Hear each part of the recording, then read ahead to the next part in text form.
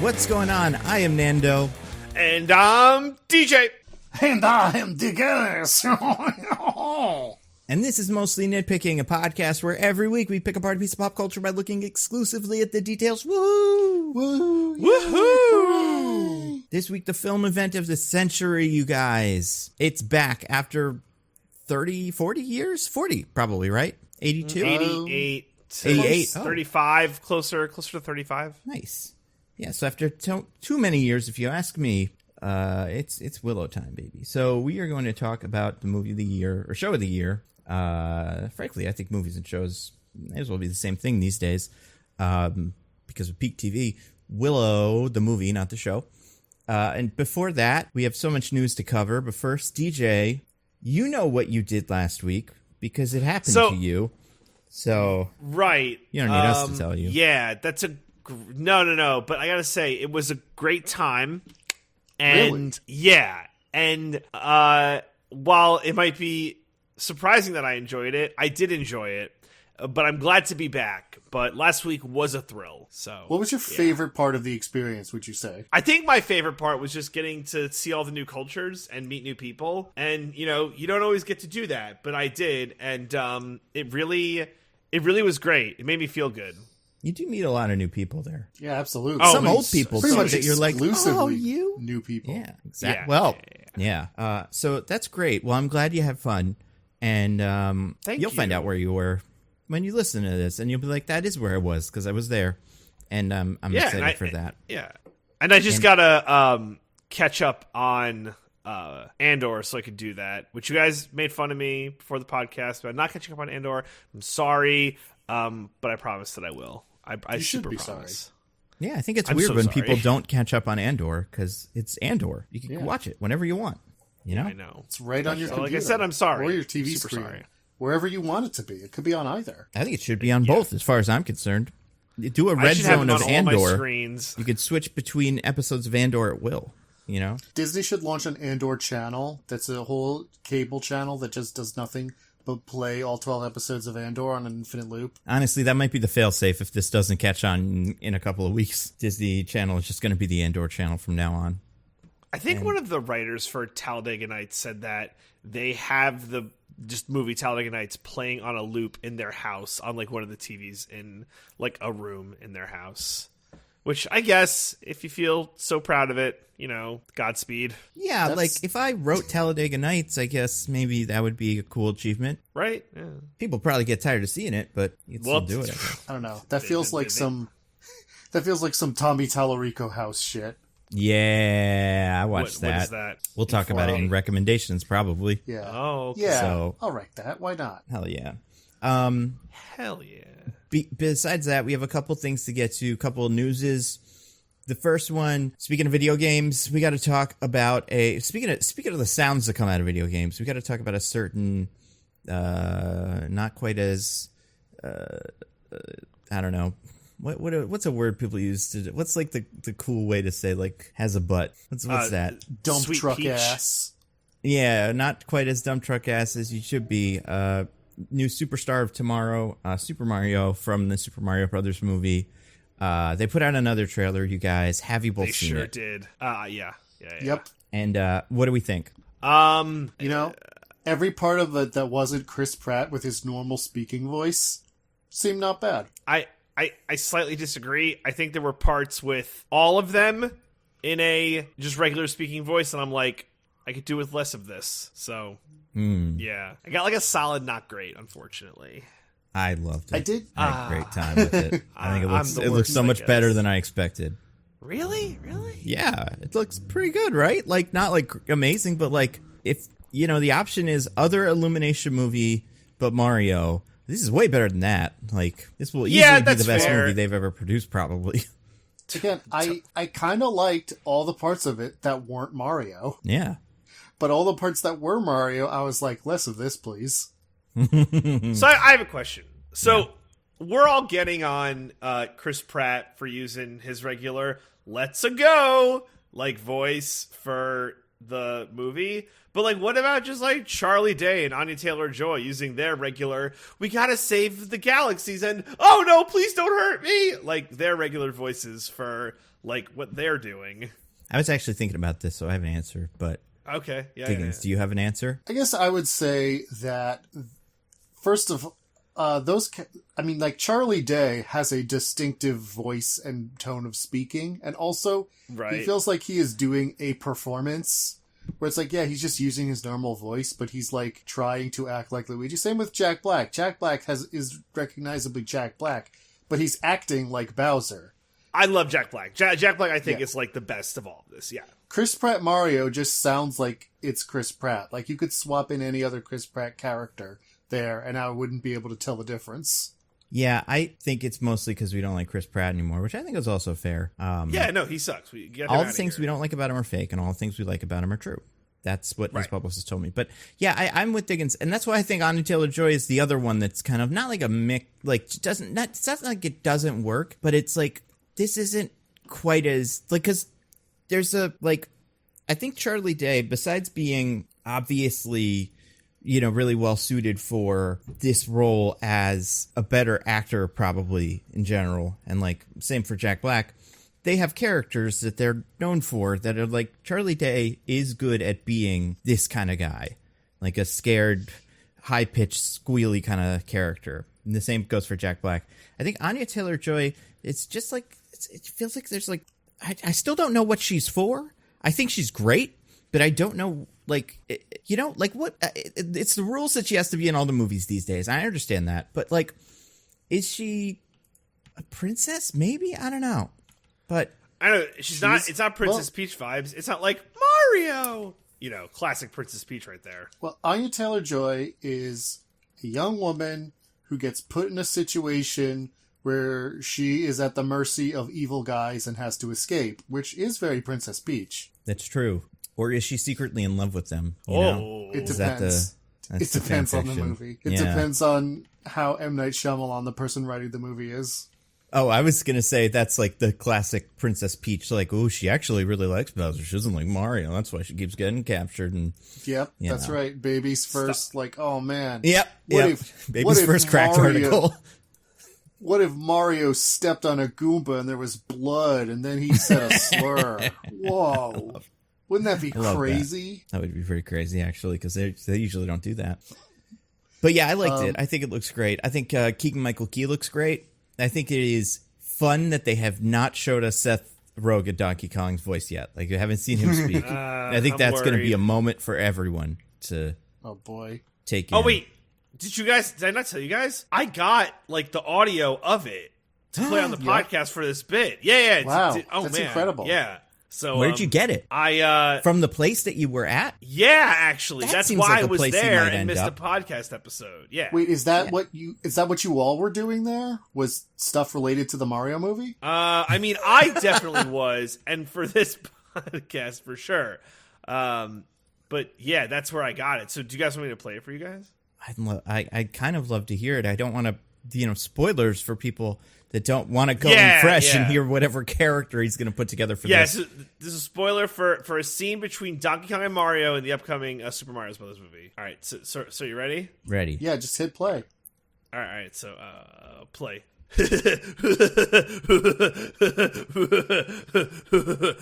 Let's go, Mario.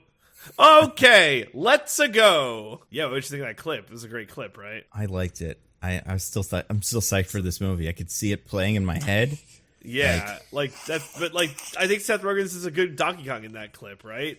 I do. I agree. I don't know. He sounded more like a Diddy Kong to me there. Really? Oh man, I wonder if he got that feedback. And he's like, "Well, Diddy Kong is my favorite." So could be.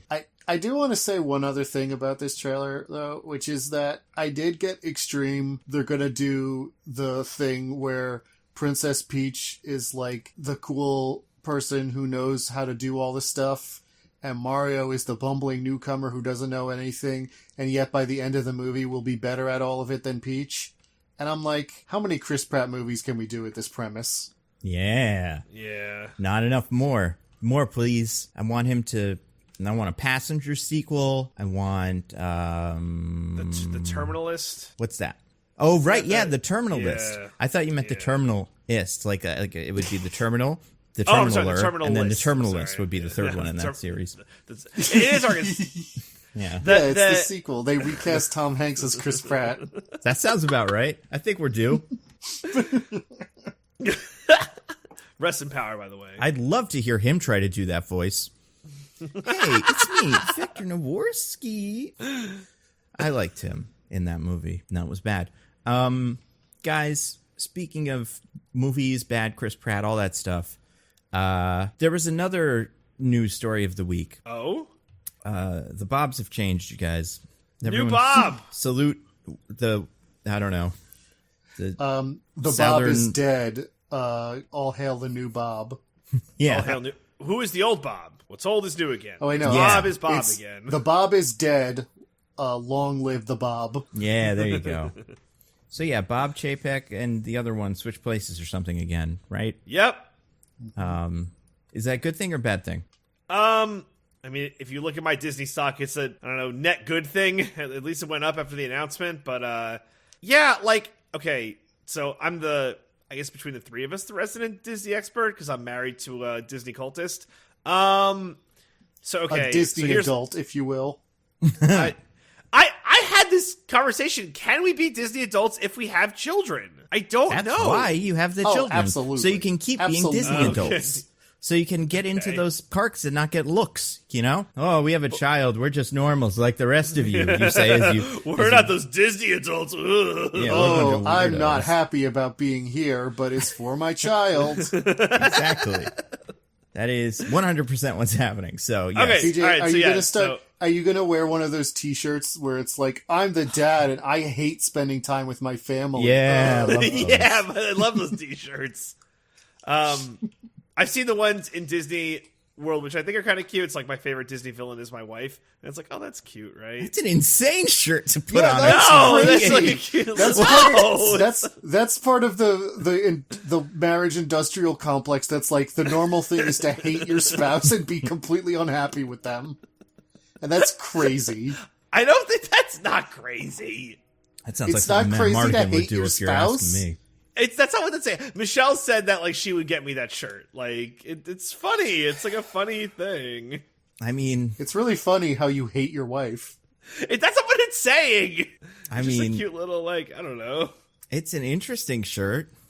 I think if I saw it, I would have to look and then kind of judge I would judge whether the husband bought it for himself or the wife bought it for the husband. I guess it's as hard kind of. So who like, can what know? would be better? Like my favorite Disney princess is my wife. Like is that like a No, better? A green Cringe. shirt, a blue shirt, a Thank shirt with you. a hood, a collar, any Thank shirt. you. There's lots of options for things to wear, but also, Right. So the bobbiting. So like, Yes. okay, no one liked Bob Chapek. It's weird that like they renewed his contract and then fired him like 2 months later. I feel like the biggest thing is like this dude just like didn't have like the Disney oeuvre that like a Bob Iger or like a Michael Eisner had, where it's like, yeah, we're like the company that sells like sunshine and rainbows, and it doesn't matter how old you are, and like we're here for everyone. Meanwhile, Bob Chapek's like, well, we're not making the animated movies for adults; those are for kids, and like not understanding like what fucking company he's running. Apparently, on the earnings call, like the investors were like, so Disney Plus lost $1.5 billion in the last quarter. What have you to say about that? And he's like, well, like our Mickey's Not So Scary Halloween parade did pretty good. And they're like, this guy's a fucking clown. So I just don't think he got it. Like he was a parks guy. He was like really good at logistics and like really understood how to like efficiently run like a Disney World theme park, but that doesn't make for like I need to run a multi-billion-dollar media empire. Like that's not what his bag was. DJ, I watched a Defunctland video that convinced me that no, he actually didn't know how to efficiently run a park at all. However, he did know how to make a park bad and then charge people to have a less bad experience, which, as far as executives are concerned, is even better. How funny would it be if Bob Chapek opened up that Shapeland park that was the example park in that Defunctland video, though? She was like, I think I'm going to start this. I have all the information. He did it all the work for me to make Shapeland happen. Everyone loves that Defunctland video. But yeah, so to your point, right, it was he knew how to squeeze every last dollar from the consumer. Yeah, the thing I've heard about him is that he was incapable of putting even the barest mask over sheer acquisitive greed. And, like, you know, that's all Disney is sheer acquisitive greed. But, like, other executives are capable of pretending that it's about family, and he just couldn't Bob even do Iger's. that much. Right, Yeah. exactly, right? And yes, I agree. Disney is pure corporate greed, late-stage capitalism, like, just squeezing money from you, all that shit. But, like, at the same time, they own, if we were to go through a year, like, how much stuff that we cover is a Disney property? We're doing it today. Like, which I guess is why we're talking about this. But probably like still, 75% minimum. Yeah, we did Black Adam. We didn't do Don't Worry, Darling. That would have helped. I wish we had. Fast and Furious. Those aren't Disney, and that's it. yeah, everything else. Yeah, Disney owns the terminal. Yep. So, like, they have an outsized market share on the media landscape. And, like, some people, like, get genuine good vibes and feels, the whole, like, Disney adult everything. And some people find them repulsive. It's fine, right? But they probably own Marvel Snap in some way. And that's probably why the latest bundle costs, like, $100. I mean, they What do you mean, probably own Marvel they Snap. own Marvel. In what way do they Right. not own Marvel Snap? So they own Marvel, right? It's just everything. The new Firaxis game, they got that too. Probably own that too. Yep. Yeah, it probably own that too. So, yeah, I mean, it's just like I enjoy their stuff. But like, this is probably like, it's a good move insofar that, yeah, it's the consumer's not going to be like, oh, it's a bumbling like buffoon who's running this company. I think from like our perspective, if like we're talking about this from like the like media sense for our podcast, like one theory is why they brought back Bob Iger's. Like Bob Iger's big thing was like acquisitions, right? Star Wars, Marvel, Fox, right? He did like all those Pixar. It was all him. What did they bring him back in for like a big acquisition? And if so, what is that? Like, is Disney going to buy another thing?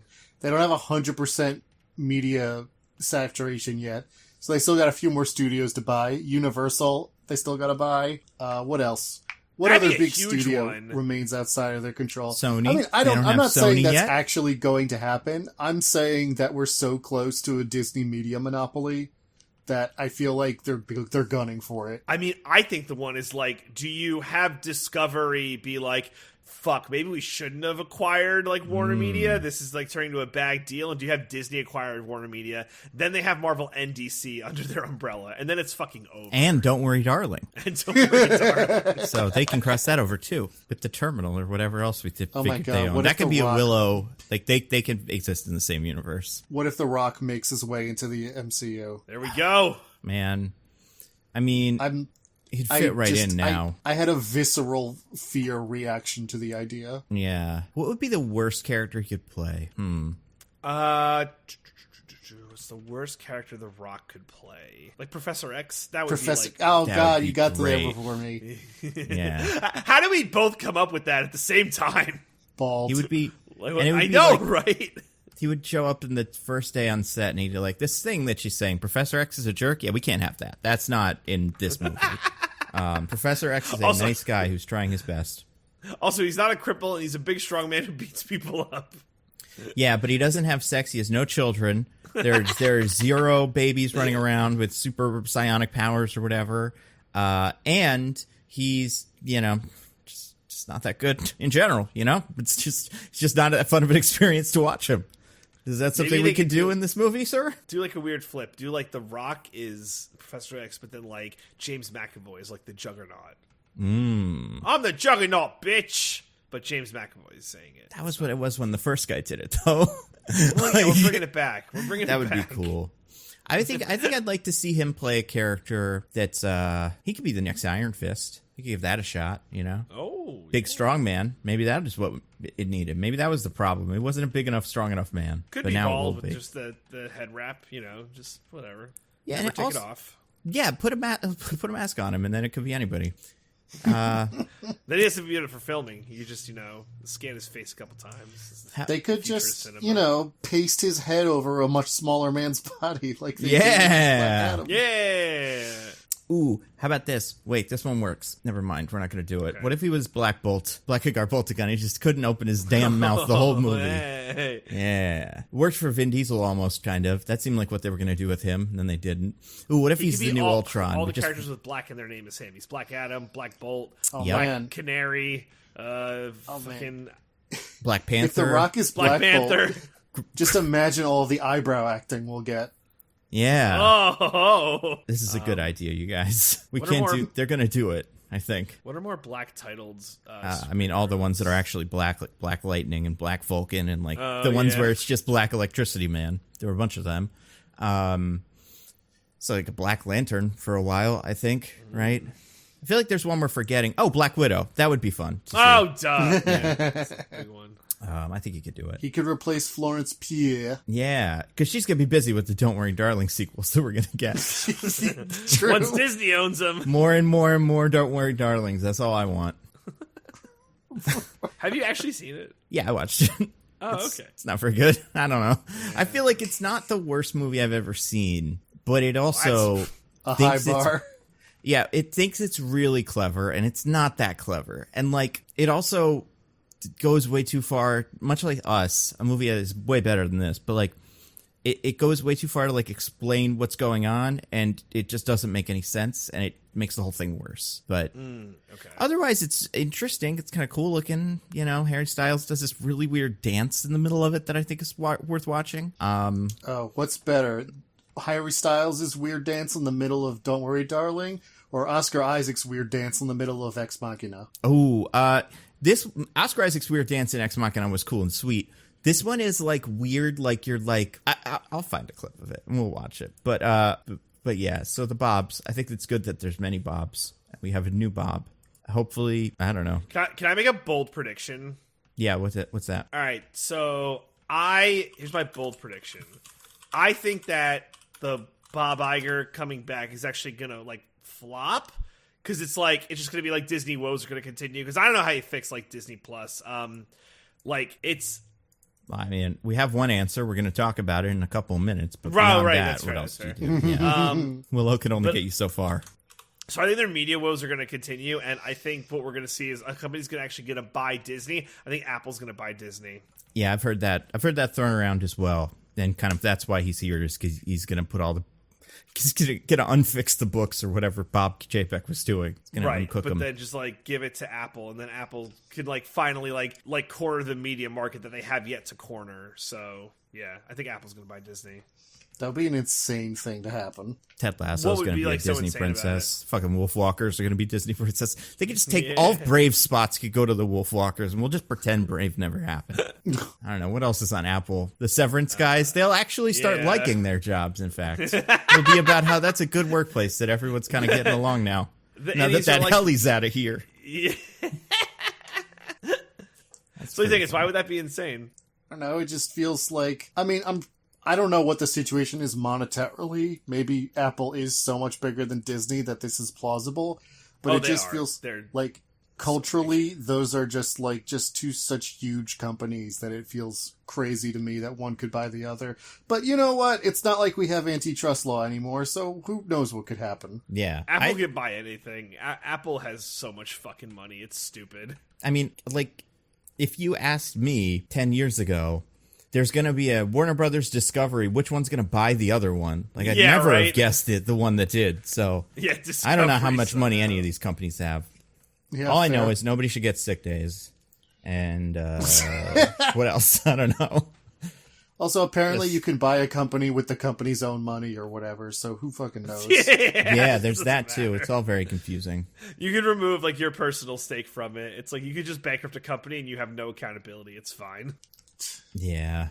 Let's just burn it all down. Guys, we messed up. We did a bad society job. bad. We got to start over. I think, and you know what? Speaking of things where society starts over at the end, we should talk about this movie of the week, the weekly movie. Probably, yeah. Willow. That's why we're here, ostensibly. Ron Howard's, what did we decide? 1988's Willow? Yeah, 1988. That's when we decided it came out, yeah. We were someone had to. in the rooms for those discussion. Yeah. Predates That's all what of that us. song in Hamilton's about, when they decide when Willow's going to come out in 200 years. Or never. What what are we doing this week with who won the game last time the three of us played it? Nando won when it was the three of us. You guys are lucky, because I was thinking about this the whole ride over. How would I summarize Willow? Oh my god. So it's me and Diggins. Diggins, how much money can I pay you to throw? Because like I watched this movie over 2 days and like I don't know. I'm on a real cold streak, so you might not have to pay me anything. Okay. Oh god. But yeah, so Nando, how did you get the IMDb summary for Willow? You'd never believe it. Yeah. So I was at the local festival. I don't know what it is we do.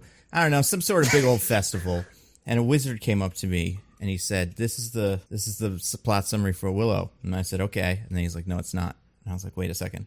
And then he was like, "It is." And then he handed it to me, and I had to go take it to you. And it's unclear what happened in the middle, because there was a lot of things that kind of happened in a row. But if I had to put the timeline together, I'd have a lot of trouble with it. Okay. There's a lot of flips and jumps and stuff, and a lot of like really close action sequences where it's like, is this room an elevator? But either way, I got it to you guys, and I'm gonna read it. It's tattooed on a baby, so it's gonna be a little tricky, and I'm not sure if the tattoo artist had all the space in the world to work with. So, we may be missing some key details, or maybe we won't. I don't know, but yeah, that's how you get these when they're Willow. And, okay, that's good. Yeah, I think you guys are in for a treat. So I will say, this one is going to be very easy for me to judge, because it's nothing but keywords. So I think I'll know exactly when one of you gets it and when the other one doesn't. Oh man, I wonder if you should have told us that or not. I don't care. I mean, I have the baby in my hand. I can do whatever I want. You know, that's fair. That is the Those rules. Are the rules. Yeah. Those are the rules. Now, you don't know how many old ladies I had to deck. It was an old lady palooza. There's a trail of broken old ladies from here to Eternia, or wherever I'm from. And, yeah, they had to let me have all the babies. So, okay. Who won and who lost last week? Well, I lost. Okay, so Diggins. To decide who goes first. Yeah, what are you thinking? First or second? I'm going to go first. Okay, so let me get your plot summary for 1988's Willow. Okay. A humble Nelwyn farmer, Willow Afgood, is charged with bringing the baby Elora Danon, prophesied to bring about the downfall of the evil Queen Bavmorda, to fulfill her destiny. Aided by the warrior Mad Mardigan, he goes on a quest filled with magic and danger. That's it. That's the end. Okay. Oh my god. DJ, what do you got? I can't out pronoun him. All right. Sorry, what's a pronoun? Herschel and me are very Proper confused. Noun. Sorry. That's more like. Well, are we talking about you can pronouns? out-pronoun I didn't him. realize this was a woke podcast. Yeah, I could out pronoun you. That would be great. Right. Him went down to see her. You watched it the end. All right. Fuck. Okay. Yeah, like Diggins used every proper noun available. Actually, I missed one. Can you get it? I will give you $1,000 if you use the proper noun I'm thinking of that I didn't use. I don't. There's no way. Okay.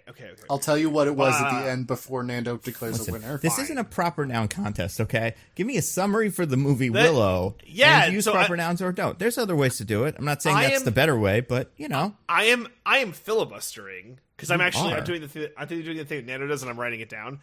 So, That's like, smart. I think my only tact here is to, like, go the other way. So I'm going to hope that Diggins went way too far, and it was his, That's probably what downfall. happened. Okay. A humble farmer from a small village must embark on a dangerous journey, to prevent a prophecy being fulfilled where a special baby would overthrow the magical evil queen.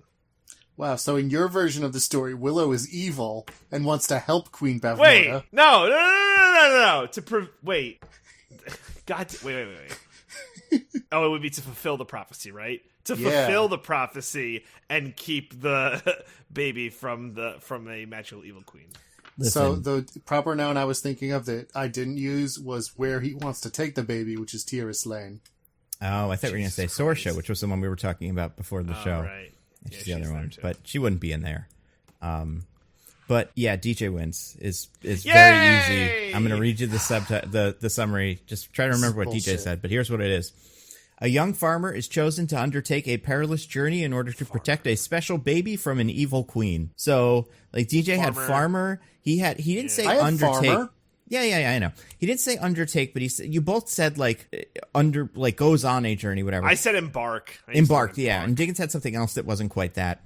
DJ had special baby, the phrase special baby, which was where I think it all, came around. And then he also had evil queen, which you had too, Diggins. But yeah, no proper nouns and just the basics, just the I easiest. said baby and evil queen. This is bullshit. He said special baby. Special baby is big because I don't think that's a very normal bunch of words together. Like All babies are special. That's my thought.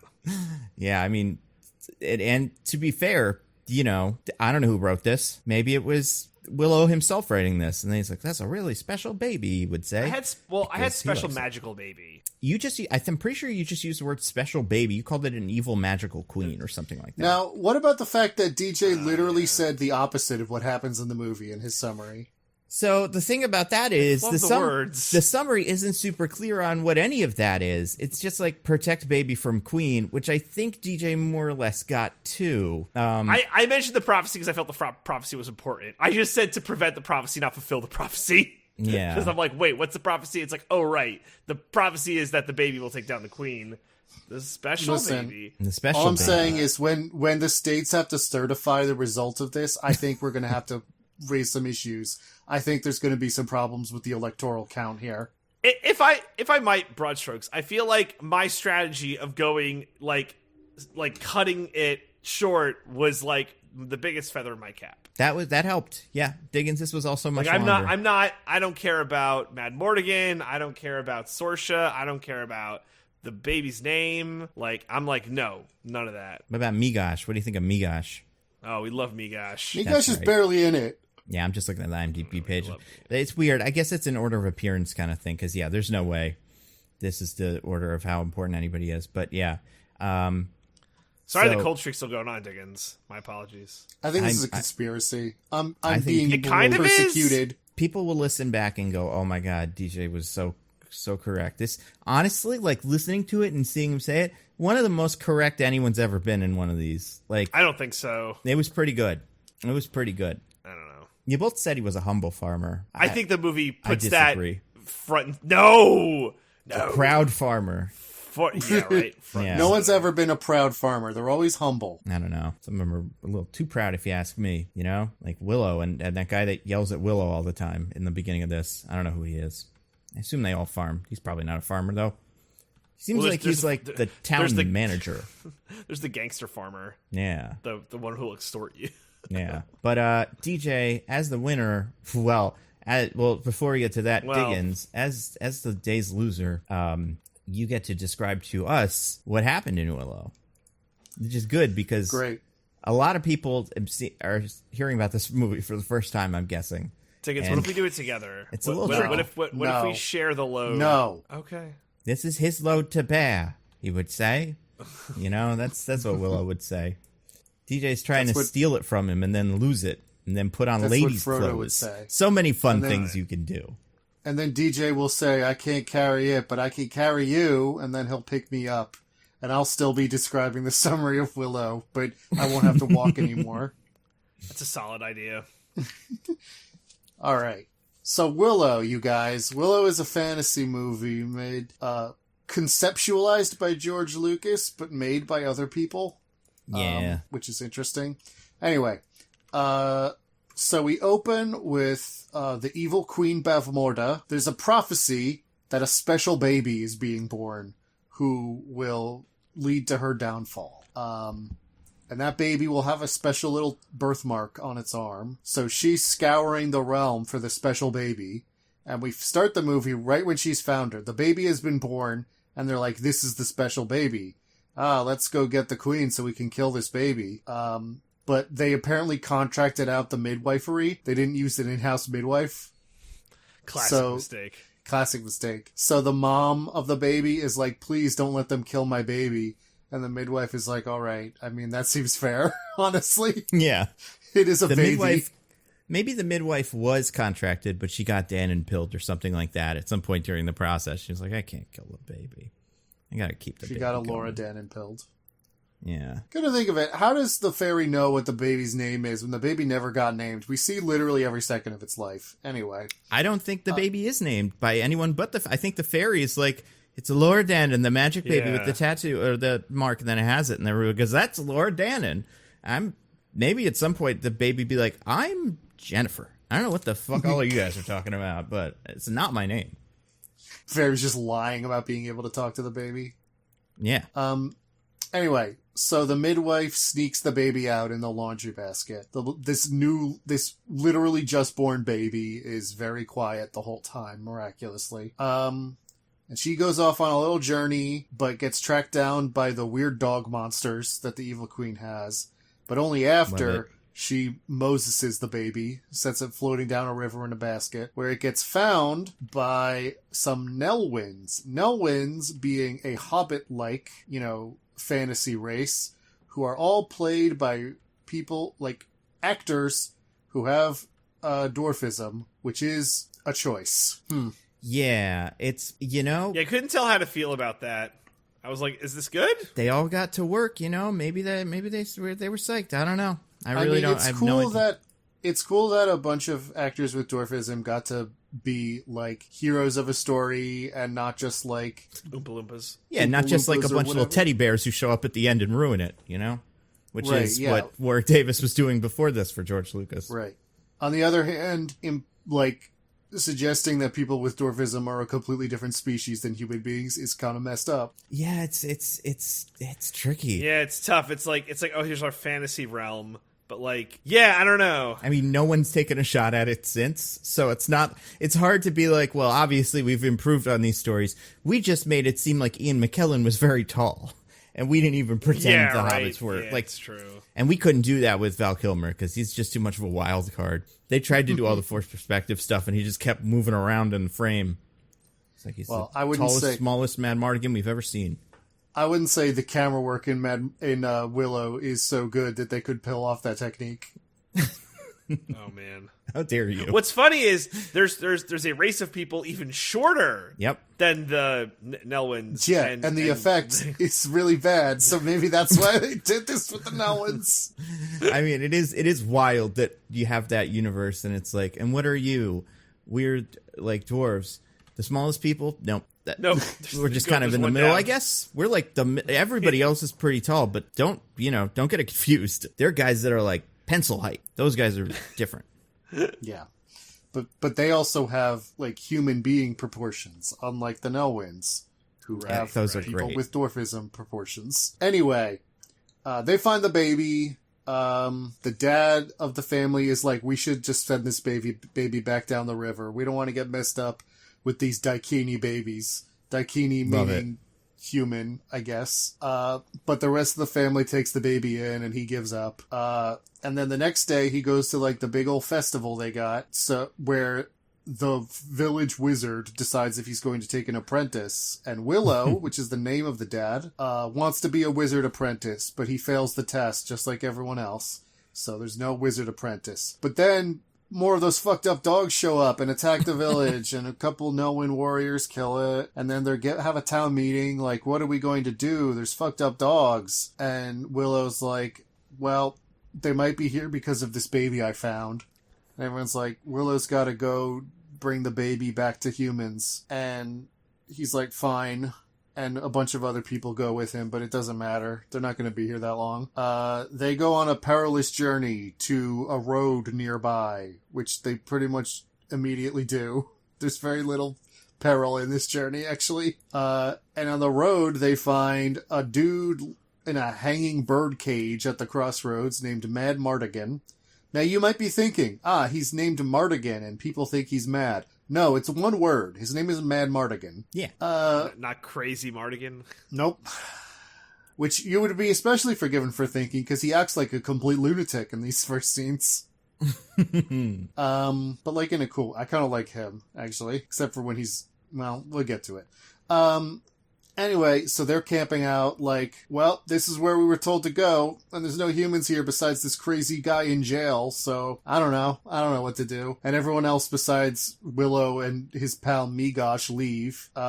Willow hangs around for a little bit longer trying to get someone who's not Mad Mardigan to take the baby, but no one will. So eventually he gives up and it's like, fine, Mad Mardigan, you can have the baby. And Mad Mardigan leaves with the baby, and Willow and Migosh go back to the village, except on the way back, they see that little fairy people called brownies have stolen the baby from Mad Mardigan and are flying off on a big old falcon or something. So they try to chase them. They get caught by the brownies. But then the leader, of the brownies, who's like a big glowing Disney fairy, is like, hey, Willow, the baby's name is Elora Danon, and you have to take her to Tir Asleen so she can fulfill her destiny. And also she likes you. And he's like, damn, all right. But Migosh goes home to tell everyone what Willow's up to. And Willow goes off on his own with the baby. Finds a tavern where everyone's rude to him. But it turns out Mad Mardigan is there too, cuckolding a man and then pretending to be a woman so he doesn't get punched for it. Yeah, I love that scene. We'll get to it. A lot of crazy stuff going on in that scene. Yeah. Considering what people think is happening. Yeah. So then...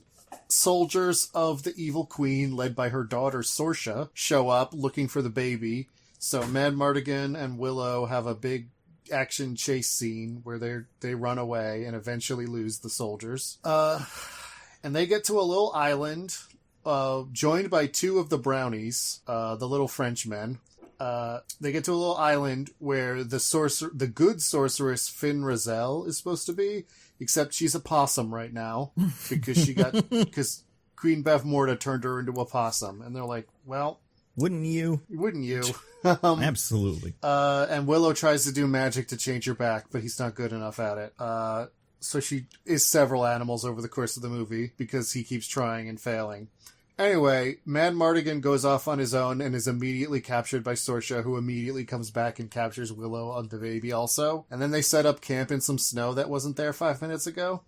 But with the help of the brownies, Willow and Mad Mardigan get out and try to rescue the baby, but Mad Mardigan got hit by a love spell, and now he falls in love with Sorsha and is just a real big creep to her.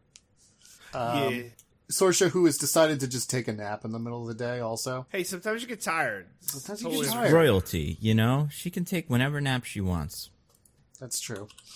But they do manage to take the baby and escape. They shield surf down, find some other warriors, including dudes Mad Mardigan used to hang out with. They kidnap Sorsha and successfully escape by threatening to kill her if anyone comes near them. Sorsha escapes from them, but they still manage to go on to Tir Asleen, where they find out that Tir Asleen, everyone there is frozen, and the castle's overrun with trolls, who are little monkey men. Which means like, oh no, is the prophecy wrong? What are we gonna do? But Mad Mardigan suits up, and they try to fight off the Bavmorda's army. There's a name for the country. I forget what it is. Nakar? Yeah, I don't know. Nakaran army. And then Mad Mardigan's friends show up, and they help fight the army. And also Willow, in an incredibly disturbing sequence, turns one of the trolls into a big two-headed dragon. Love it. That eats a bunch of people. No notes. And they win the fight, but the evil General Kale steals the baby and runs away. Well, also in the middle, Sorsha decided that Mad Mardigan is too handsome for her to be evil.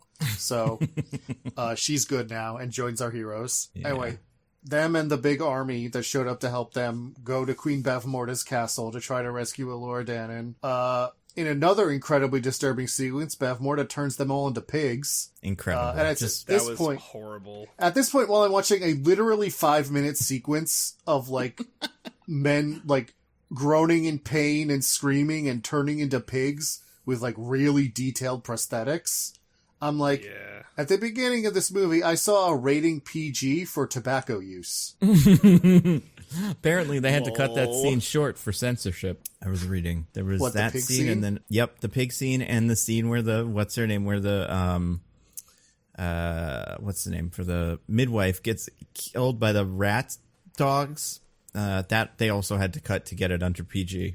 So there's a worse version of this out there somewhere. It is absolutely wild to me, the idea that they cut anything from that pig scene. It is so long. It's amazing. Did you know that they had trouble filming it because every time they brought the pigs on set, the pigs started fucking? Oh my god, that's got to be like an urban legend. Amazing. Oh man, that can't be true. That's not real. It's brownie magic. The brownies did it, you know? But, like, prove it? Like, how? That I don't know. Maybe it's like if you pause the movie, there's just a little pig orgy happening in the back of every scene. If you know what to look for, it's there. They would pour cold water on the pigs right before they started filming so the pigs wouldn't fuck. Poor quick, pigs. bring them in. Oh my god, I get to hang out with other pigs. I'm working on a movie. Awesome. Oh, they're going to let me have sex as a pig? That's so sick. And then they throw cold water on you. It's like, what the fuck are you doing? This isn't fair. I thought this was fun. Instead, it's lame. I quit, said the pig. Yeah, that tracks. I would do. Anyway, now that we're done with all the times a person transforms into a weird monster animal, or are we? Oh, Nando. We've barely just begun. Finn Razel coaches Willow and how to protect himself from the pig spell so he doesn't transform. And then after several attempts, he finally manages to turn her back into a human. And she's an old lady, because apparently she was a possum for a very long time. But she turns everyone back from pigs into people, and then they come up with a plan to trick the Nakaran army by having Willow and Finn Razel go out and be like, we're sorcerers, don't fuck with us. And they're like, ha ha ha, let's go out and kill them. And then all of the army, including all of their horses, pop up from little holes they dug in the ground. And they're like, we're here actually. That was incredible. And so there's a big fight. Finn Razel and Willow go to save Alora Dannon while and Sorsha. Sorsha comes with them. Yep. While everyone else goes fighting. Finn Razel and Bev Morda have a huge wizard duel after Sorsha's immediately taken out and never does anything substantial to help the heroes. Feminism. Hey, it was 1988. Feminism wasn't invented yet. Yeah. We were still like 45 years away from feminism being invented. Yep, I can't wait for it. One of these days, you know? Yeah. Hopefully I'll live to see it. I'm trying to remember if she did do anything. I feel like at one point she's like, stop, Mom. And then that's it. That's kind of her contribution. Yeah, but Mom doesn't stop. Yeah, and that's how you know she's bad, you know? Yeah. Need something She like would that. turn her own daughter into a pig. Yeah. So, that's bad. It's bad. Anyway. So and then they won't let the pigs have sex. That's worse. Yeah. Bullshit. That's what it is. She turned them into neutered pigs. Oh. Fate worse than death. Hey. Nando and I get it. Yep. Anyway, yeah, Finn Razel and Bev Morda have a big wizard duel, and it seems for a moment like Finn Razel won, but Bev Morda ends up winning. So it's just Willow against Bev Morda. He tries to do magic, but he's still not good at it. But he knows stage magic, which we saw at the beginning of the movie, which he uses to seem like he transported Alora Dannon somewhere else. And this simple stage magician's trick freaks out Bev Morda so bad that she stumbles around like she's drunk and ends up triggering the ritual to kill a baby that she was preparing on herself and gets dissolved into a blood mist. This movie's rated PG for tobacco use. That's awesome. Anyway, yeah, no, it turns out Willow just put the baby behind a table and he's just good at sleight of hand. It's because babies don't move like pigs do. Nope. Mm-hmm. And so everybody's happy. They won. Hooray. They have a big celebration. And then Willow goes back home to his village where everyone's like, wow, Willow, you're a hero. And he does some magic and everyone's happy. And that's the end of the movie. Incredible. Yeah. Good job, Diggins. Did I say good? That was like way better than I ever could have possibly have done. That was really good. It was probably better that you lost, honestly, for being real about it. I think that's why you guys keep rigging it against me, because you don't want to do summaries. Maybe I'll punt next week, and I'll be doing you it. dare. I'll make Nando win next week. I mean, with lose. skill and I don't know. yeah, exactly. The truth comes out. The truth comes out. It. The Freudian slip. Nando, I'm sorry. I let the cat out of the bag. I'm super sorry. You let the rat dog out of the bag, if you ask me. Yeah. Which is somehow worse than the cat out of the bag. How'd you even get it in a bag to start with? Yeah, unlike possums, ravens, ostriches, what else does she turn into? I think That's a all the ones I turtle at one remember. point. Yes. Unlike all of those animals, we don't know that cats exist in Willow or not. It's true. I need to know. I wonder, Absent. do cats exist in the Willowverse? You know, Willow was the original name of the T'Challa, the cat that I adopted. No, that's great. Wow. You changed it. It's all coming together. It all goes full circle. Well, it wasn't even that creative. It's because they found him on Willow Street, so they decided to name him Willow. Yeah, but they named the Like- street after the movie. Right. Like, come on, do better. But Do better. speaking of doing better, DJ, since you did better than Diggins, would you like to tell us what you thought of Debatable. Willow? Yeah, I'll keep it short. Like, this movie is fine. Like, I don't know. I wasn't blown away by it. I wasn't sure, like, I knew we were doing it because, like, the Disney Plus series, which I'm sure will lose, like, hundreds of millions of dollars because they probably spent too much money on it. Or make like- it, if they steal the money from some other part of the company, then it will be profitable. The That's all thing it about takes. the thing about streaming shows is that literally none of them make money. Streaming is paid Yeah. for by subscriptions to the entire channel, and therefore it's impossible to say how much money anything makes. I mean, we'll Right. see if all the kids are running around in Willow Halloween costumes next year. Then we'll know. Then we'll know. This hit, No. you know. But until then, it's going to take a while for figure it out. I was looking for what Willow Christmas gifts are there. Not as many as you'd expect, but more than But more than you'd more think. than zero. Yeah, More than you'd think, So, but less than you'd hope. not as many as I'd hope. Not enough. All I want is a little thing that I can put on my cat to make it a rat dog. But Oh. it's not hard. It's hard to find. Wait, is there one of those Anyway. to make it a rodent of unusual size? It's pretty close, honestly. Yeah, it's I'd like to see them both next to each other. But anyway, sorry. Yeah. No. Yeah. So I didn't love this movie. I get like why there might be like an appeal from like the fantasy perspective of it all, but like I don't know. I was pretty like I didn't have any expectations, so I was just pretty whelmed by the movie. I'm like, oh yeah, this is fine. Didn't love it, didn't hate it. No real strong feelings. It is like very apparent where it's like oh, we're gonna special effects the fuck out of this movie, like special practical effects the fuck out of this movie, like what Michael Bay does for Explosions and Barely Legal Tale. This movie does with like prosthetics and like like weird like camera angles and like it's we're gonna put all like this stuff in here, monsters, like it's all getting crowded into this movie. Old ladies, wet old ladies. Yeah. So, but like, yeah, like I think it's exactly fine. I did not particularly love it, so those are my thoughts. We'll keep it brief. And that's how you won. You kept it brief. So Ta-da! this guy knows. My little rat dog is sitting in my lap right now. He came for some attention. You heard me talking about him. So sweet. That's how those rat dogs get you. Pretty soon yeah. you're gonna get savaged. I'll give the baby up in a heartbeat. Don't worry about that. No.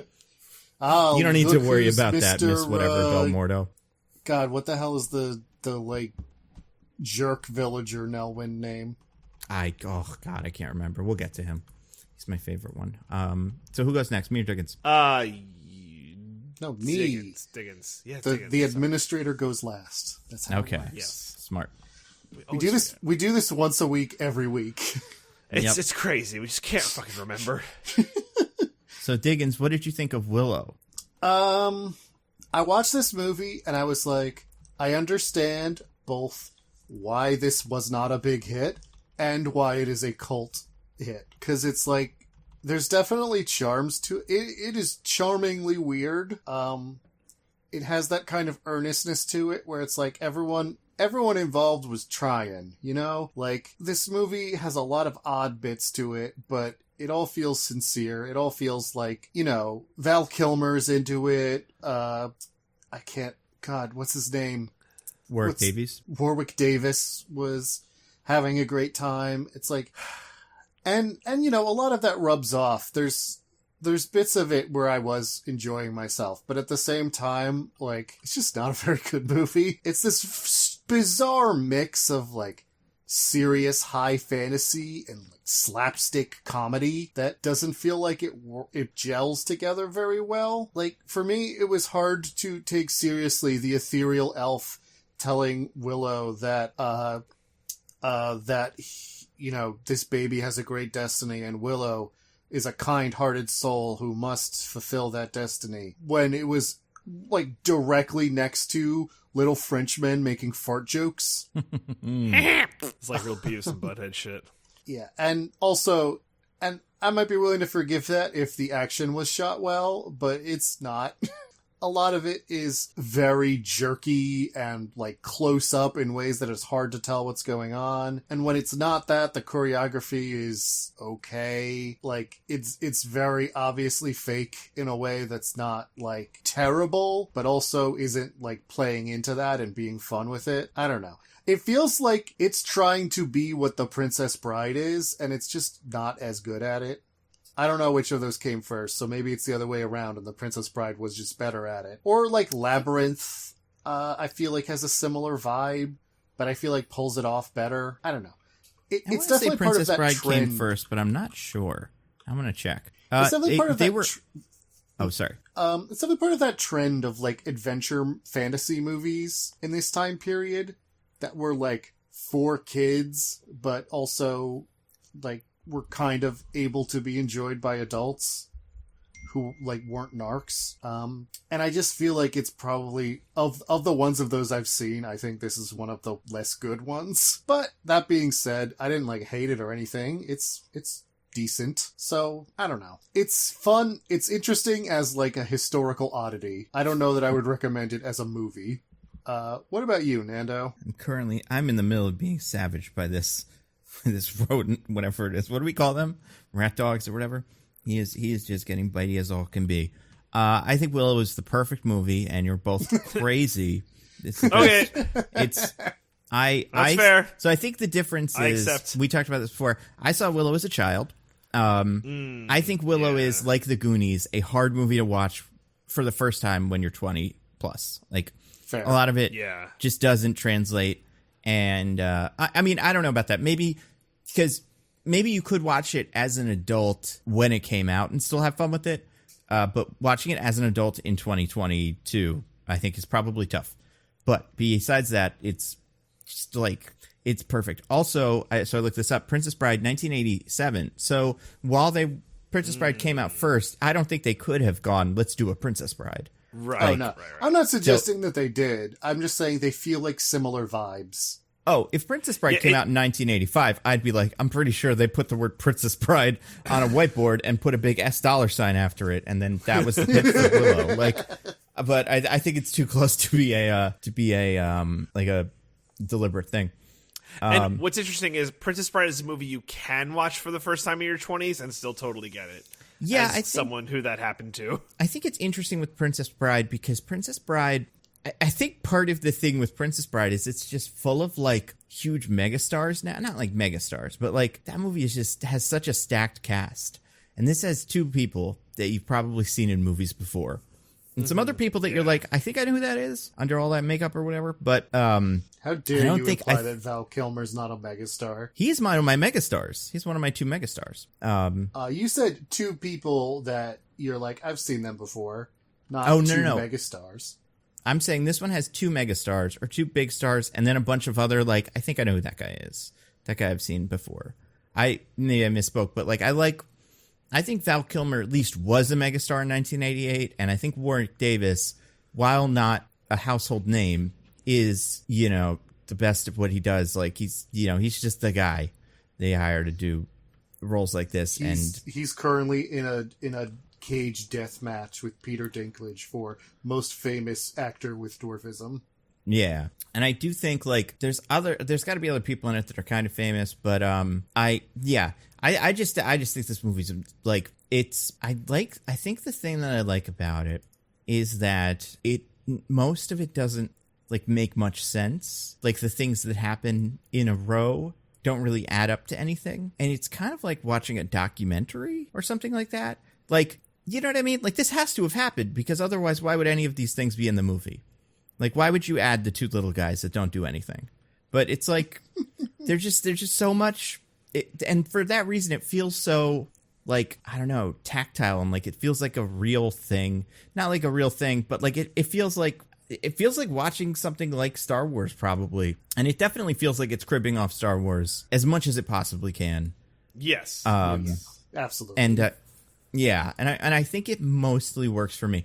But also I just think like some of these characters are so good. I also think something about this fantasy universe being so much of a mess is really fun for me. Like none of it fits together well. None of the biomes fit together well. None of the like different races seem to have any like there's no cohesion. The way magic works doesn't make any sense. And like I think there's something about that just makes it feel so like compare it to something like, you know, Princess Bride is the other one that is that, but like compared to something like Onward or like any other, you know, movie where it's like magic, but kind of not exactly Lord of the Rings or Harry Potter again.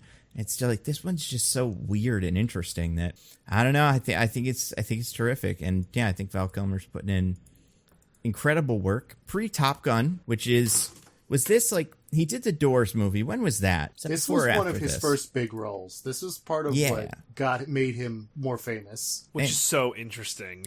And I mean, I totally see it. Like I could see how somebody, you know, watching this movie for the first time was like, oh yeah, this guy's awesome. I like this guy. Oh, so I was wrong. It was not pre Top Gun. It was pre. I was gonna say Top Gun was an 86. Yeah, it was pre Tombstone. That was the one I was thinking of, and True Romance. But then, yeah, he had such an insane run in the 90s that I think started with this and Top Gun in the 80s. Really. Oh, and I guess Real Genius. Man, what a career. It's so unfortunate that he's at the point now where he literally can't speak. When like all of his like contemporaries are out like cashing in, he just like he can't. Like it sucks. It like legit sucks. Yeah, I mean, and I'm sure, you know, Diggins, you know, I don't think we'll be split on this necessarily. I'm against people getting throat cancer. I think that's a bad thing too. I hope it doesn't happen to, well, actually, I hope it doesn't happen to almost all the people. Yeah, there's probably a couple, but besides that, I do think, I mean, you know, who knows if he's going to show up in the show. I don't think he will, but I think he might in some capacity. I don't think he can. Like even the Top he was Gun in thing Top was Gun. a big stretch for him. But like, yeah, that was the limits of what he could do, which was him like on a screen, literally not talking. I think they'll do something. I don't think he's gonna like be a character, but I think we're gonna see him. I think he's gonna like walk on set or something and wave at everybody from the fucking cage again, maybe or something. He'd have to be like King or something. Like, oh, somehow Mad Mardigan's like King. Yeah, he's definitely not the king. Because he's banging Saoirse, who inherited from her mom. That's true. Yeah. But it's the same thing with Princess Leia, where it's like, oh, you're king of what? Alderaan? Great. Like, what? There's no. I don't even understand what this kingdom is. Feels like there's nothing. There's like there's one tavern, and then where Willow lives, that whole town, and then a bunch of like tents, kind of. I think that's the only other thing we see. The car has castles. The castle, so Saoirse gets the castle. Yeah, but that castle sucks. None of the castles are any good. I guess that castle's better than the other castle, but it's like it's an interesting. At least her castle doesn't have any trolls in it. That's true that we know about. Who needs them? I love them. I say. But yeah, those are the parts of this movie. Like I think this movie's so fun because it does. Like you were saying, it plays it super straight most of the time. It's a very, like, Lord of the Ringsy, by the books fantasy, and even more, I would say, than, like, Princess Bride. I think, like, Princess Bride does have a little bit more of a tongue-in-cheek kind of, we're playing with the tropes of what these things usually are. That's arguably the point, but... Yeah, no, but this, what I think is interesting about this is this movie is playing it, like I said, completely straight, and every so like, it's a... you know, children's movie where every so often something insane happens, some insane monster or like some character that doesn't make any sense shows up, and I don't know. I think it's great. I think it's a movie that I understand. Like we've all said, I understand why it didn't hit, but also I could have seen. I could see a world where they made two of these. The second one was amazing, actually, and then it became a big franchise. But that was that's the, as DJ would say, sliding doors moment where just the right producer didn't see Willow and love it. And we live in this world instead of the good one where all the railroad workers get sick days and there's Willows instead of Star Warses or something. Yeah. It's a too bad there wasn't James Cameron to yell at the executives about how Willow was going to make all the money, and they had to get on board now, or else he would know that they were lying. It's got a lot of Avatar in its DNA, honestly, and then it's just like, why are they blue? I don't give a shit. They're blue, okay? Like, that was what happened in the dream that this came to me in, and that's what we're doing. Like, that's kind of the vibe I get from this. Yeah, it's the greatest movie. I don't know. So now we've all kind of gotten that out of our system. We all loved Willow. What is your favorite part of Willow, guys? What's your favorite? How about this? Here's a question. Forget about, like, obviously Val Kilmer's the best part of the movie, probably. But, like, besides him, what's your favorite, like, really weird thing that happens in this movie? Like, it's so bad, but, like, I feel like it's so foreign that it feels like it's supposed to be hilarious. But the Sorsha just, like, the Sorsha Val Kilmer, like, romance thing is so weird. It just, like, I had to go back and watch it multiple times because I thought I missed something. I'm like, wait, I must have missed something with how they're just, like, making out now and stuff. I couldn't tell if it was, like, lazy writing on purpose or just, like, they love each other because they're the male and female protagonists. So, what? So, apparently, in the original script and in some deleted scene, they expanded on the reason why Sorsha switches sides. That doesn't have anything to do with Val Kilmer. Oh, interesting. Is it like her mom sucks? Because that's a good reason. Yeah, her mom is evil, so, you know. So the reason is her mom sucks, but also her dad is someone from Tir Asleen. And while she's there trying to find the baby, she finds her dad frozen in one of those big blocks. And he, like, psychically communicates with her, like, hey, your mom's bad news, please help me. And she's like, oh no, my mom is bad. You think they include that in the movie? And her dad's like, also, you should definitely fuck Matt Mardigan. Did you see how sick his sword shit was? It was dope as hell. Whoa, he's the best swordsman ever. He could totally do some stuff, kind of. He can walk by you with a sword and you fall. He's pretty good at that. Yeah. Yeah, he can vaguely kick in the direction of your body and you just go flying. Yeah. It's classic Lucas stuff, you know? It's like that one big kick where Luke kicks Boba Fett. Or, what is it? You know what I'm talking about, though, right? That one image? Yeah, where Luke does a big kick that doesn't get anywhere near him. Yeah, and Boba Fett just goes flying off. Yeah. That's funny. I love that. I love that that's how it goes. But yeah, I'm just remembering, because I watched this about a week ago, the part where there's just an extended sledding scene. A lot of sledding. That's fun. Yeah. There's so much. And it's yeah. like... And remember how at the end of that sledding scene, like, Mad Mardigan falls off the sled, and he, like, cartoon style, ends up in a big snowball that rolls down into the village and breaks apart, and then he's sitting in the middle of the snow all dizzy. Yeah, that was awesome. That's how you know it's a good movie. It's hard to tell how much camp is, like, in this movie. Like, that, like, that has to be, like... All like, the camp possible. Right? But the tone, like, isn't of that, though, which is, like, the weird part. Like, it's also, like, super serious. Like, I don't know. Yeah, no, it's that part of it is very strange. And it's weird, too, because it's, like, a lot of the things in this movie... I realized this while I was just, like, during our little break. A lot of the things in this movie feel like... someone came up with them on the day. Pretty much everything in this movie feels like that. Where, like, someone was like the guys were just supposed to be, like, little guys. And then someone painted their faces during a break. And they were like, hey, is this something? Whoa. And they went, yeah, that's pretty good. Isn't that, we can put that in. And then they, like, did. And they never said no to any of the ideas. I'm always a big fan of never saying no to any of the ideas. Yes, and. Like, yeah, I think the snowball thing was something they totally thought of on the day. You know, it'd be pretty sweet. Here, wrap me in this one big white blanket. I'm sure it'll look fine. And we're going to pretend I fell down like Bugs Bunny and turned into a big pile of nothing. Like, it's just, yeah, this movie's... I do think there's no... Like we said, Princess Bride is kind of like this, but even Princess Bride is more contained. I don't think there's any other movie quite like this in that, yeah, it just feels like a big improv scene. And as much as I hate improv, I love this. If improv was as good as this, then I'd like improv, but it's not. It's boring. But anyway, You guys, speaking of things that are cool, I have a wheel. Oh, what? Yeah, exactly. What's the wheel? It's never been done What before. is a wheel even? What is a wheel even? A lot of points equidistant from a thing or something like that. Yeah, but then you sure. make that into wood and put it on a big cart and then put that on a high-speed chase like it's a car. Yeah, Everyone I likes was gonna that. say, is the wheel going to explode like some of the wheels of the cart in that first chase sequence? Yeah, it is like that, isn't it? That was pretty cool. It's like that Robin Hood movie where they're riding a horse, but the horse is actually supposed to be a car, and they do things with it, and you're like, you know which one I'm talking about? The one with Taron Egerton. I feel like maybe Diggins wasn't on that one. Yeah. That Oh, came out the movie. yeah. Yeah, I wasn't Yeah. on yet. Forgot but about that stupid ass movie. I've never watched that movie. I wasn't part of the podcast, but I know of that movie.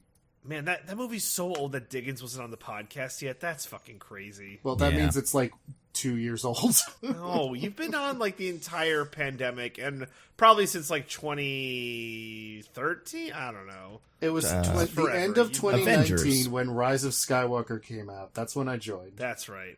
Yeah. You triggered the pandemic, right? I keep forgetting. That's right. But you guys, this wheel is actually just a bunch of things from the movie. Oh, okay. Oh, okay. Like, here, I'll give you an example. It was I a spun the wheel. metaphorical wheel. Well, I mean, it's a metaphorical wheel in that, like, it is a wheel. And, like, there's a wheel image, It's like a, an image of a wheel, almost, you could say. Oh. Yeah. So it's like if we had been raised in a cave, and the only way we had of Yes. experiencing things was you had raised a wheel up into some fire, and we saw the shadow of a wheel on the cave wall. That's right. This is a copy of the form of the wheel or something like that. And it's, Okay. I think I get what the wheel is. I don't think I need to leave the cave. Yeah, I think you should guys say will the agree. cave. Honestly, I'm pretty sure I get the gist of everything just from the cave. The shadows It's on pretty the walls safe are in the fine. cave. Yeah. I'm gonna spin the wheel and it landed on. This is one of DJ's things, so it's crazy you guys don't know the wheel because you were here when we made it. And this one's just the question: does the Moses thing always work? You want to clarify, DJ? Yeah, so like very famously, Moses was put on like a little thing of reeds and sent down the Nile because like baby Moses would have died if I forget why they were hunting babies. They're always hunting babies. It Same was reason another as this prophecy. one. Prophecy. Yeah. Yeah, fucking prophecies. So they're like, oh, we can't let this happen. So like, all right, Moses is going to put you down the river, and they did the exact same thing in this movie. I mean, with listen. what I would argue. In Bev Yeah. Morta's defense, she only wanted to kill the one specific baby. Pharaoh was just like, there's a baby that's going to That's overthrow true. me, kill them all. That's Yep. true. That's true. Yeah, they were inspecting babies, right? That's They're like, true. all right, that baby can live. But yeah, so we're doing the Moses thing, but like they put this baby down like pretty rough waters, and like I don't know, man. Like, all right, I'm gonna save the baby, so I'm gonna put it in a little basket, and I'm gonna send it down river. What do you think is gonna happen? What is your hope as the person who's like doing this? Because that is a little sketchy. I think it's a little sketchy. I mean, I get it in like, in this movie, the little rat dogs are going to eat it. So it's like, better put in something. Otherwise, the rat dogs are going to get to it. There's no more baby after that. So, Yeah, I guess it's the best of bad options. It's just, I don't know, it's weird you would go there. Like, hide the baby, or, I don't know. It's like, for me, putting the baby on that rough of waters is like the equivalent of putting the baby, like, in a dumpster. Like, it's not going to end well for the baby. Like, you saw some, like swells and stuff. Like, it really did look like, I was like, oh, it's going to tip over, the baby's going to drown. yeah. Like, then the like that movie's was on over. a calm river. Yeah, right?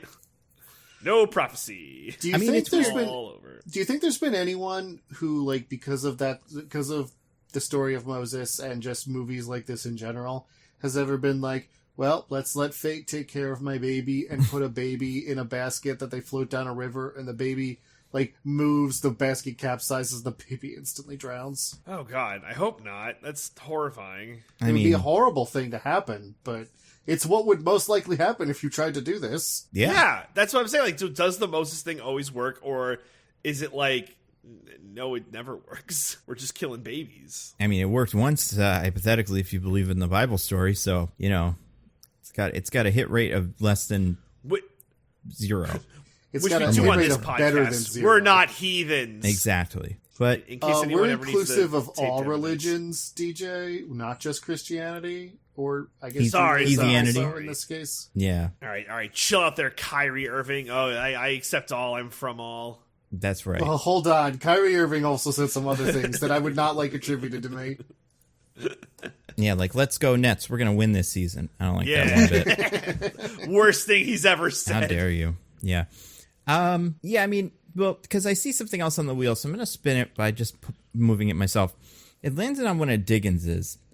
Let's talk about the prophecy. This one just says, just kill the baby. It is an interesting prophecy. Like, would that have worked? What, killing the baby? Yeah. So this is another case where there's a thing in the script / the novelization that explains why you can't just kill the baby. But in the movie, it's just like, there's a baby that will lead to your downfall. And it's like, all right, so we kill the baby, and that's it, right? It's over? Like, there's never anything that contradicts that idea in the entire movie. But nobody ever just kills the baby. And what's the answer to that question in the thing? Oh, apparently the baby is like... What makes the baby special is it has some special soul that's capable of destroying Bavmorda. And if you just kill the baby's physical form, then its soul will be reincarnated into a new baby. So she needs to do this special ritual that will banish the baby's soul from the realm, and so the baby can't reincarnate. That's clever. They should have mentioned that in the movie. That would Yeah, it would be nice, right? super helpful. Otherwise, No. every time the bad guys have the baby, you're like, why aren't they killing the baby? I think it's a I good don't want idea to- to not put that in the movie. Because I like I it don't better want when to- you just see the weird fake boobies on Val Kilmer. That's what I came to see. No? That's how you know it's a no. movie. The movie's only 2 hours long. We could have the weird fake boobies and a line where someone says the baby will reincarnate unless we do a ritual. There's a part where there's an entire exposition dump that's just like that, like a huge exposition dump to be like, oh yeah, it'll be happening. There's a solid 5 minutes of people turning into pigs. yeah. I can't see any time better spent than the pig turning scene. Like, it's not a great There's, example like, of this movie is a too cumulative- long. There's a cumulative 20 minutes of the little Frenchman being like, ha ha, whoa, fat, fat, fat, oh. Yeah, right. By the way, good for them. They made it back into the new show. So They are in the guess new they did show. Oh my something god, right. are you serious? Yeah. They're in the trailer. They are in the show. I mean, how could they not be? It would be weird if they weren't in it, you know? I think it would be just fine if they weren't in it. I would be The honest. people would be clamoring. I would be asking what happened to the it would be like you'd expect that to be like season 2 is the rescuing of the little Yeah, guys, right. you know? That would be pretty cool. But What are their names? Rule and Frajon? I just thought it was the brownies. yeah, they're just the brownies. They have names, but and also I'm looking it up. for people that don't know, brownies is a fantasy thing. Oh, yeah, It's what's not a folklore what we thing? call them. They're white, by the way, in case anyone's curious. Yeah, right. White as a Kevin no. is Pollock. Like the whitest is of our actors. Yeah. Well, that's why I've been very clear in saying that they're French. Yeah. Wow, I was right. Rule and Franjon are the two brownies. I'm uncomfortable with this term now. I like it when Diggins says it because he feels bad. I think that's fun. Say it again. Say it again. A brownie is a folklore creature from Scottish folklore that is basically like a little fairy or gremlin or something. Yeah. I mean, But in this movie, they're French. So, different take. the thing with brownies as like a concept in folklore, or like, it's weird because obviously it sounds like a slur, but also like if you're, like a child, there's like the Girl Scouts have brownies, and that's what they're going for, which like could have fooled me. Like I didn't know that was an option. Like I just thought you guys were really into like the cooking thing, but no, it's that weird. That But is weird. because like this isn't a thing that people really talk about anymore. Yeah, like guess the etymology. It's like, Yeah. Exactly. little demon Frenchman. Yeah. But yeah, so killing the baby would work. I do think it is a weird, it's just a weird like fantasy thing. Cause it's like no action on the part of the villain would also have put her in the winning scenario. It's not usually how these work, Yeah. but almost did. So, like, would it have been better if the woman drowned the baby because then the soul would have gone somewhere else? Well, I mean, well, the baby's still got to be born and grow up, I guess, is how they understand the prophecy. We'll later find out that that's not what the prophecy's about at all, or is it, or is the prophecy just fake? It's not clear.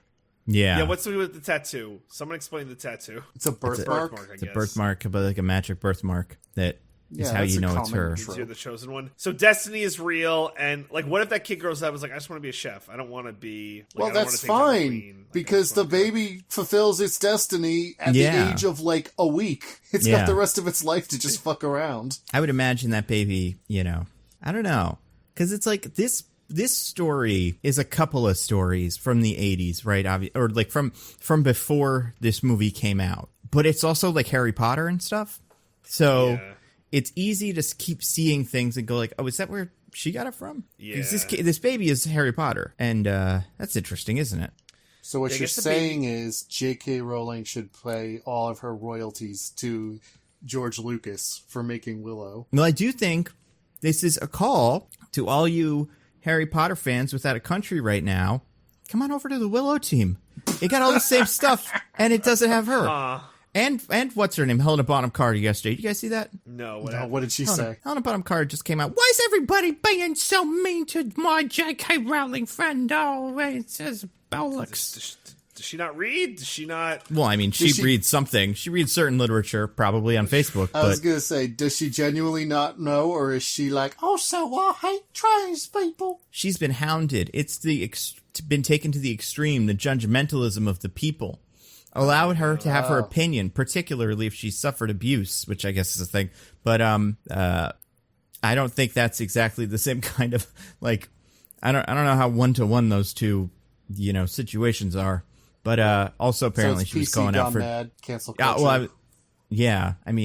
But also apparently she came out for Johnny Depp in that interview too. So oh I don't know. No! Well, I mean, yeah, but know your teammates. Like, of course. Were they married, or is that the other one? She's married to the director. That's Johnny Depp, right? Oh yeah, that's who. Yeah, Tim Burton. Yeah. So never mind. For a second. But still. Well, not anymore. They've separated. Oh, cool. Anyway. All celebrity couples separate because all celebrity relationships are a sham. Except for, what's the one we like right now that will be ruined in a week? I don't even know if I have one I even like anymore. Olivia Wilde and Harry Styles. Yeah, like, I think they already are broken up too. But, really? Yeah, I want to say I read something about that the other day. Incredible. Yeah, I don't know. Who's the one? Chris Hemsworth? Are we counting her as like she's a celebrity, but she's not like, I don't know. I feel like for the celebrity couple to be a thing, they have to be on the same level of celebrity, or at least close. And like, Elsa Pataki is famous, but she's not like, quite there. Who's anyway, Elsa Pataki married to? What's up? Oh, she's married to Chris Hemsworth. She's married to Chris Hemsworth, yeah. So it's like, she was in like multiple Fast and Furious movies, Nando. So I don't know what you're saying. She's That's true. She was in one, and then her character became redundant when another woman appeared from before, and then she quickly left, and she saluted, tipped her cap, and was gone. And then they brought her back for one, and then they shot her. Spoilers for those Fast and Furious movies that are all actually good. Yeah. Well, is that what they are? They are. They are all good. I just said that, and it's true. Huh. Interesting. It is interesting. Interesting how correct that is. Yeah, it is super interesting. Just simply interesting is what it is. See, I mean, now you don't think Willow's so bad, do you, Diggins? Now, I mean, you're coming along I didn't say Willow was bad. I said it was decent, and I kind of like it, but also it's not a great movie. No, so that part was wrong, but the beginning part was good. But anyway, so yeah, I think it's interesting that in this movie, you know what? Speaking of a certain actor that we will not name again, I do think Mad Mardigan has big Jack Sparrow energy. I could almost less random wandering, I feel like, and just like the whole he's kind of an aloof loser. Like, obviously they're going for Han Solo, but just the swordsman kind of thing with that. It's like, oh yeah, that's what Jack Sparrow ended up being. And I get it, but instead he's cool. I think what else is on this wheel that we spun? Oh, I got one. This is one of yours, Diggins. Let's talk about some fantasy slurs. And these aren't slurs we fantasize about. That's not what we do. These not are what the we're slurs saying. in this fantasy world that you hear and you still don't quite feel right watching a thing. Did Tarantino direct this fucking movie? Come on. What's going on here? Yeah, you hear it and you're like, I know that doesn't mean anything in the real world, but they're using it because it's like things that mean things in the real world, and that seems bad. Well, it's interesting, right? Because it's like, it's bad, but it's also like, is it supposed to be? Because, like, let's talk about, so there's one that gets thrown around a lot, although everybody's speaking, all the races hate each other, so they all speak derogatory, you know, like the Willow guys hate the Mardigan guys and vice versa. Well, what's the big one? The Nelwynds never use what seems like a slur for the humans. They call them Daikini, but that seems to just be like their word for human and not derogatory in any way. You fucking Daikini? Nah, Yeah, I don't like it. I do feel like the fact that he is cool with leaving him in that cage for the rest of his life is like worse than a slur almost, but I don't know. I guess that's up to Hey, he doesn't. He lets him out. He does let him out after Very much begging and reluctantly. pleading. And to be fair, when Mardigan like gets close to him, like when he gets close to Mardigan, I don't remember exactly what he does, but he does something that's like, I belong in this. Like, I want to say, does he like fake try to grab him or something like that? Yeah, Can't remember he what goes it to is. give Mardigan some water because Mardigan asks for water, and he like almost chokes him to death. Yeah, so Yeah, I get it. To be fair to Willow there, I would also not want to let the man out of the cage after that. Yeah. It's a it's a good movie. What was I gonna say? So but what is the fantasy slur? So the main one that we hear is apparently a human term for Nelwynds, which is peck. Yeah. You fucking peck. It's weird because they say it a lot. They say it a lot. A lot. You peck. Like, And really they're saying it- casually. Like, you know, there's certain times where in your fantasy universe you invent a fantasy slur, and it's Right. like, you treat it like a slur. Like, speaking of Like Joanne Muggle? and her... Well, no, Mm, Muggle's not a yeah. slur. That's just the word. Oh, Mudblood? But Mudblood. mudblood is a slur. But when Yeah. people say that in Harry Potter, other people are like, whoa, dude, you can't say that. That's messed up. But everyone's just throwing around peck like it's a Tarantino movie, like you said. Mm-hmm. It's like, even once they all love Willow and are on Willow's side, he's like, come on. You give the Peck's plan a chance. Willow, you good old Peck, you. And I'm like, this feels bad. Yeah. Well, it's weird too because like, I guess it's weird because this movie, it's impossible to separate the whole thing with like, it's a movie.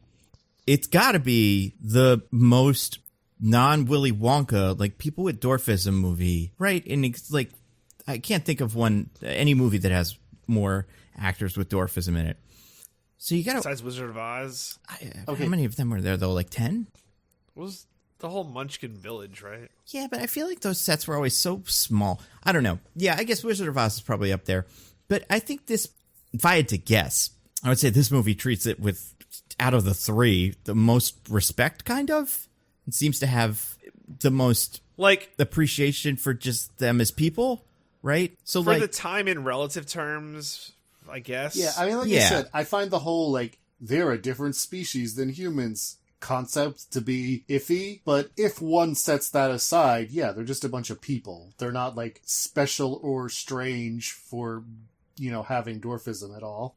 so that makes me wonder then, like, is this movie, like, is that in the movie supposed to be like, I don't know, is this supposed to be like a really profound, smart movie and stuff? No. No. Does it think If it it's is, supposed though? to be, then it's not. I can't tell. It's Like, maybe it thinks it is, Mhm. but... No, I think they were having fun with it. I don't think that it's meant to be, like, a real meditation on the prejudice against people with dwarfism in our modern society. But like, if there was a movie that was gonna be that, it would be this, right? Because like, no other movie like that exists besides that one where they made Gary Oldman. Remember, have you ever seen Tiptoes? Oh or my whatever it's called? god. Yeah, right. Like, that's what we're working with here, and it's like, I don't know. It's so complicated. It's such How a dare confusing. you remind me of that movie? What's it called? Tiptoes, I think is what it's called. God, it is. Yeah. Oh, Yeah, one of the. Have you ever seen that, DJ? Negative. I have not. Oh, it's rough. For lots of reasons that aren't just like how offensive it is, and it's a strange one. But yeah, it's such an interesting choice. Now I wonder, because this is a Lucasfilm thing, if they were like Warwick Davis, guy who was in Star Wars and everyone likes now, from that, what do you want to do? Do you want us to like write you this movie? Wouldn't that be fun? And he was like, yeah, that'd be sick. Or if it was the opposite, if they were like, Warwick Davis, you'll never believe what we got you. It's Willow. He was like, okay, I guess. You know, I don't know. It's perfect though. So can't say anything negative about it. That's for sure. That's for sure. He is still like, if people ask him about this movie, he's like very proud of it. He's very happy about being in this movie and it existing. So I don't think he was like reluctant about it. And they put him in the new one, so that's a good sign that he doesn't hate it forever. Although you got to wonder, because like this, yeah. Do you think he is more known as this or the guy from Star Wars? Or the professor in Harry Potter? He's a which one is he in Harry Potter? He's the Flitwick, the levitation professor. Yeah. Oh, I'd never be able to. He's got so much makeup and stuff on, right? I'd have to see that character again. I don't know. That's the thing, right? Like what? Like wait, but isn't he also one of the thing? Oh yeah, I have a different character in my head for what Flitwick is. You're right, that is him. Oh wait, did they change him pretty drastically? What do you mean? Like wait, so in the Chamber of Secrets, this character looks so different than he does in the third one. Like the Flitwick character, and I have the first one in my head. I'm like, yeah, it doesn't really look like him. I'm not surprised I never saw that. But if you see the second version, it's like, oh yeah, that's him. If you Google it, you'll know what I mean. But okay. The first result for Flitwick movie is why Flitwick's look changed so drastically after Chamber of Secrets. Hey, I like the idea of Chamber of Secrets. Harry Potter. Chamber of Secrets. Oh, it's so cute. Oh, yeah, little snake. What do people call it? People probably have some word like that for snakes. What's the doggo of snakes? That. Anyway, where was I going with this? I'm pretty sure he plays one of the banker not trolls, whatever they are in that too. The goblins. Grimhook or something. Is that one of their names? I don't know. Grim. We did like 18 of these ones. How do we not remember anything from any of those Harry Potter movies? They're so specific and also unmemorable to me. But yeah, do you think this is what most people know him for? Or do you think they know him for like the Ewoks? I don't know. Me neither. As long as the Ewoks, you're in all the makeup, like right? Right, but it's a way more popular movie. So like, how many people know of him through his connection to that versus have seen this movie that most people have probably never heard of? Sorry, hold on. The reason why he looks so different is kind of insane. What is it? What is it? According to Davis, the character he plays in Prisoner of Azkaban isn't actually the Charms Professor. In reality, Flitwick didn't appear in the third installment, so Davis was instead offered another role as a choir master, complete with a brand new character design.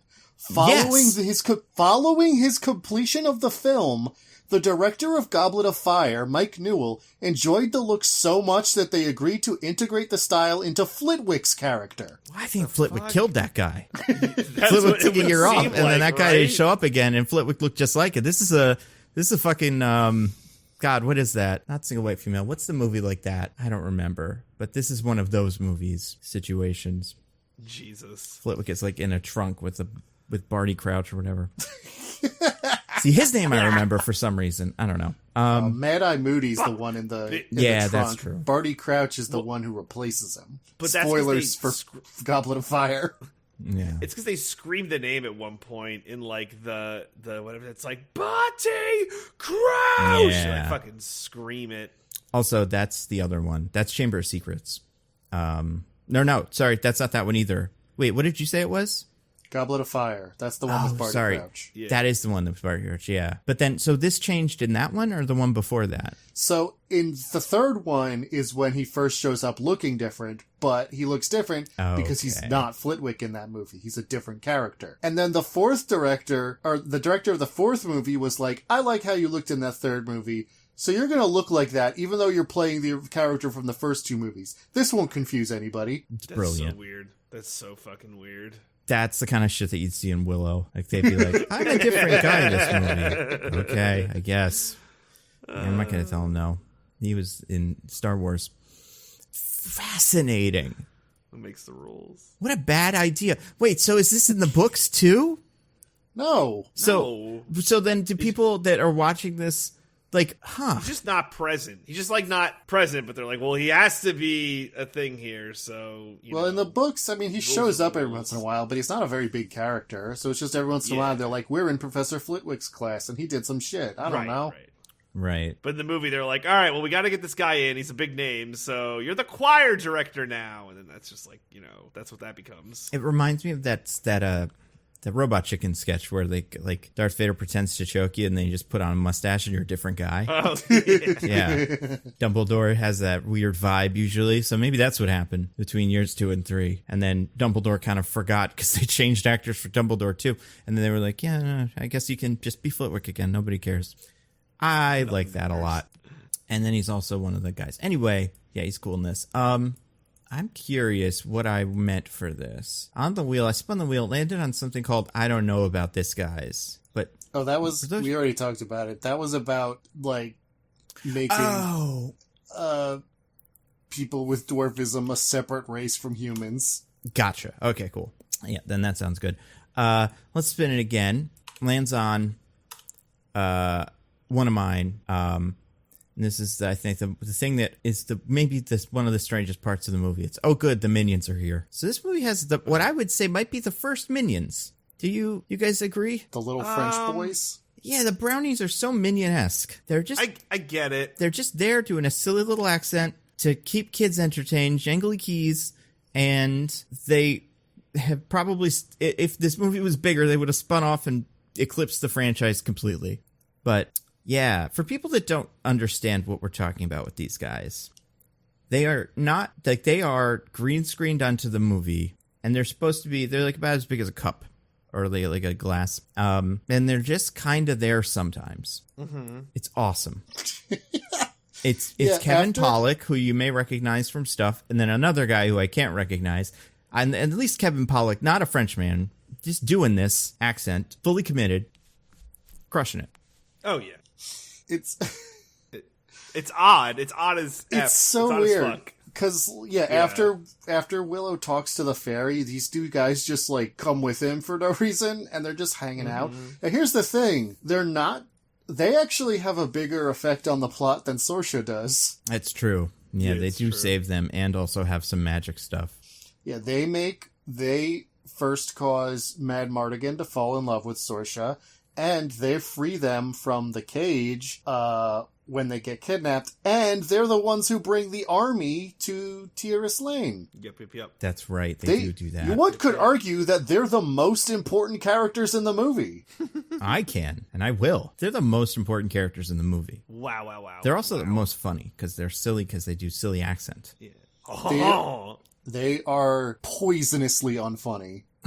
I cannot emphasize enough how much nothing they do is funny in the entire movie. No. They rule. They're cool and sweet, and I love them. Diggins, you just don't get it is the problem. Like, if you I got don't it, then get you find them funny. Two guys with ridiculous French accents talking about how they fart. I don't understand the joke. Is that what you're saying? It doesn't sound like you do. Yeah. Because there's... yeah, what's not to love?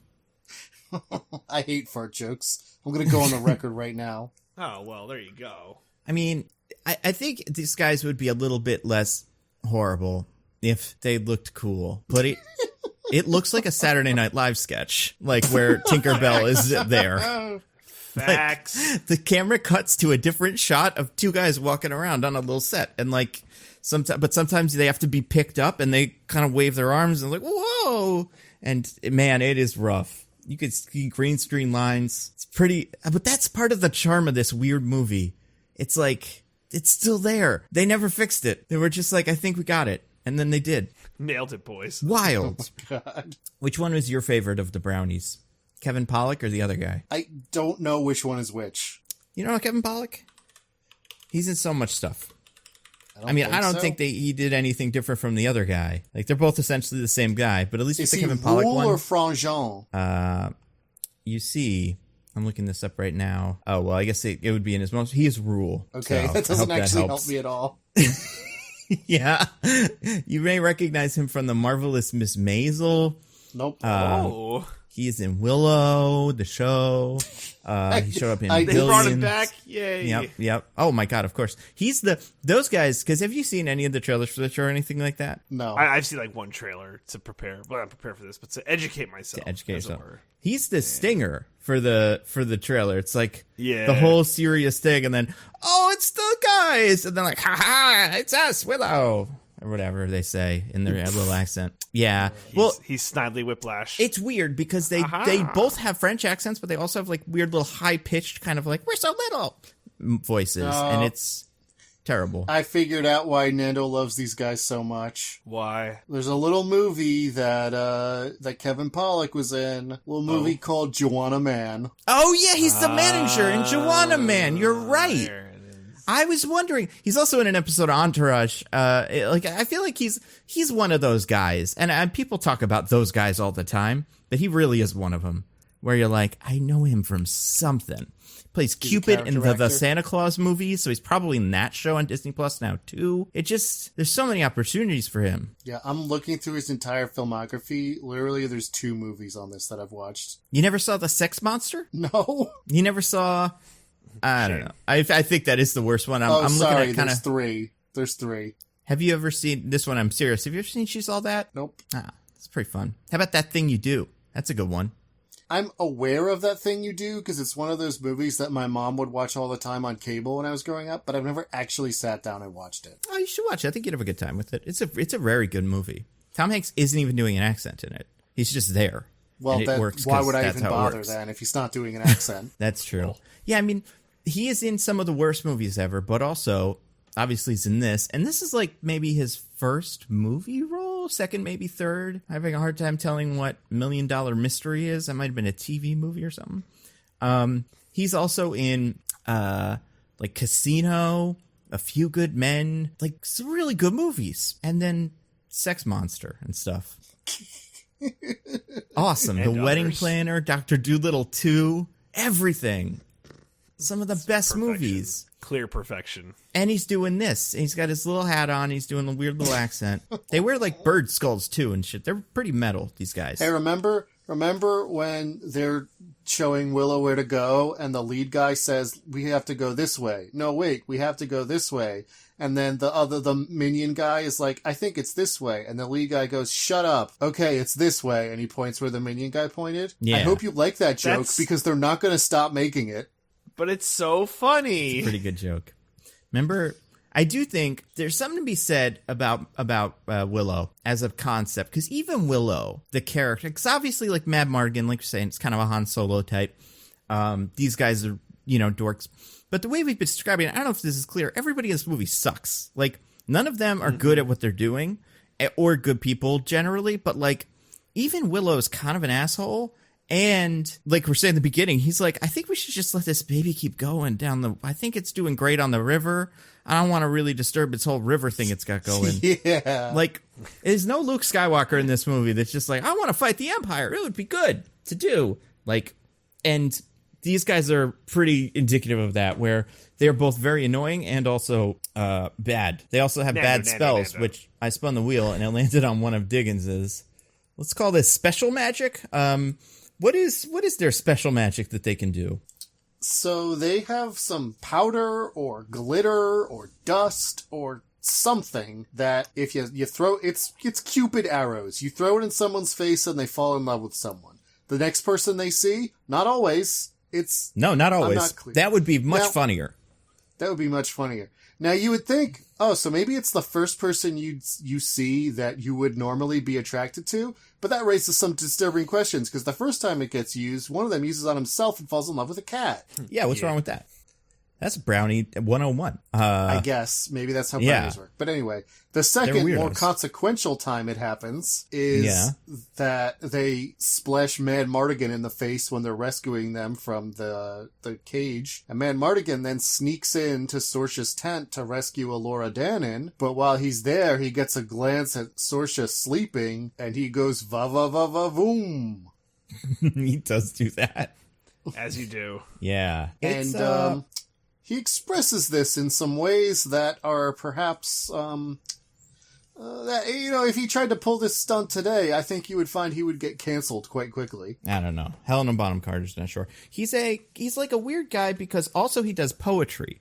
Like he does it all. He runs the whole gamut on like, how am I going to make Saoirse fall in love with me? And she seems to dig the poetry a little bit. I think if he stuck with that, it would be fine. But I mean, it kind of works until he runs away with Elora Danan. Like, yeah. If they didn't have this argument over whether or not this baby should be alive, I think that they would have hit it off right away. Absolutely. Matt Mardigan is a stud. Like, people don't like him because he's really, you know, he sucks. But, like, he can, you know, as they say, he can get it. I don't think that should surprise anybody because like, this was absolutely, you know, Val Kilmer in his prime. But he's like... He's a mix. He's like Aragon in this, but also he's the Han Solo, and he's constantly, you know, philandering and like getting in all sorts of trouble with the ladies. That's all very fun. Wait, he's a good character.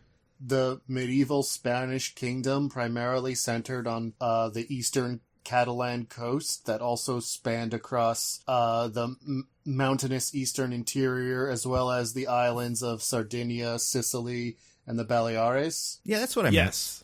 Yeah. Was that not clear? Mm-hmm. That's strange. I would have said he's like Aragorn, but I guess he's also like Aragon. I thought there was an island named Philandera or something like that. That was what I was wrong about. That's how bad that was. But yeah, he's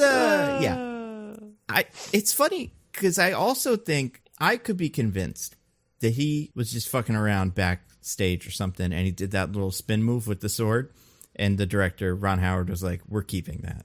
That's your whole thing," and he really makes it work. His other thing is costume changes. He has so many costumes. Yes, it's like they couldn't afford to give Warwick Davis more than one outfit because they just splurged the whole costume budget on Val Kilmer. He's like the Dean in Community.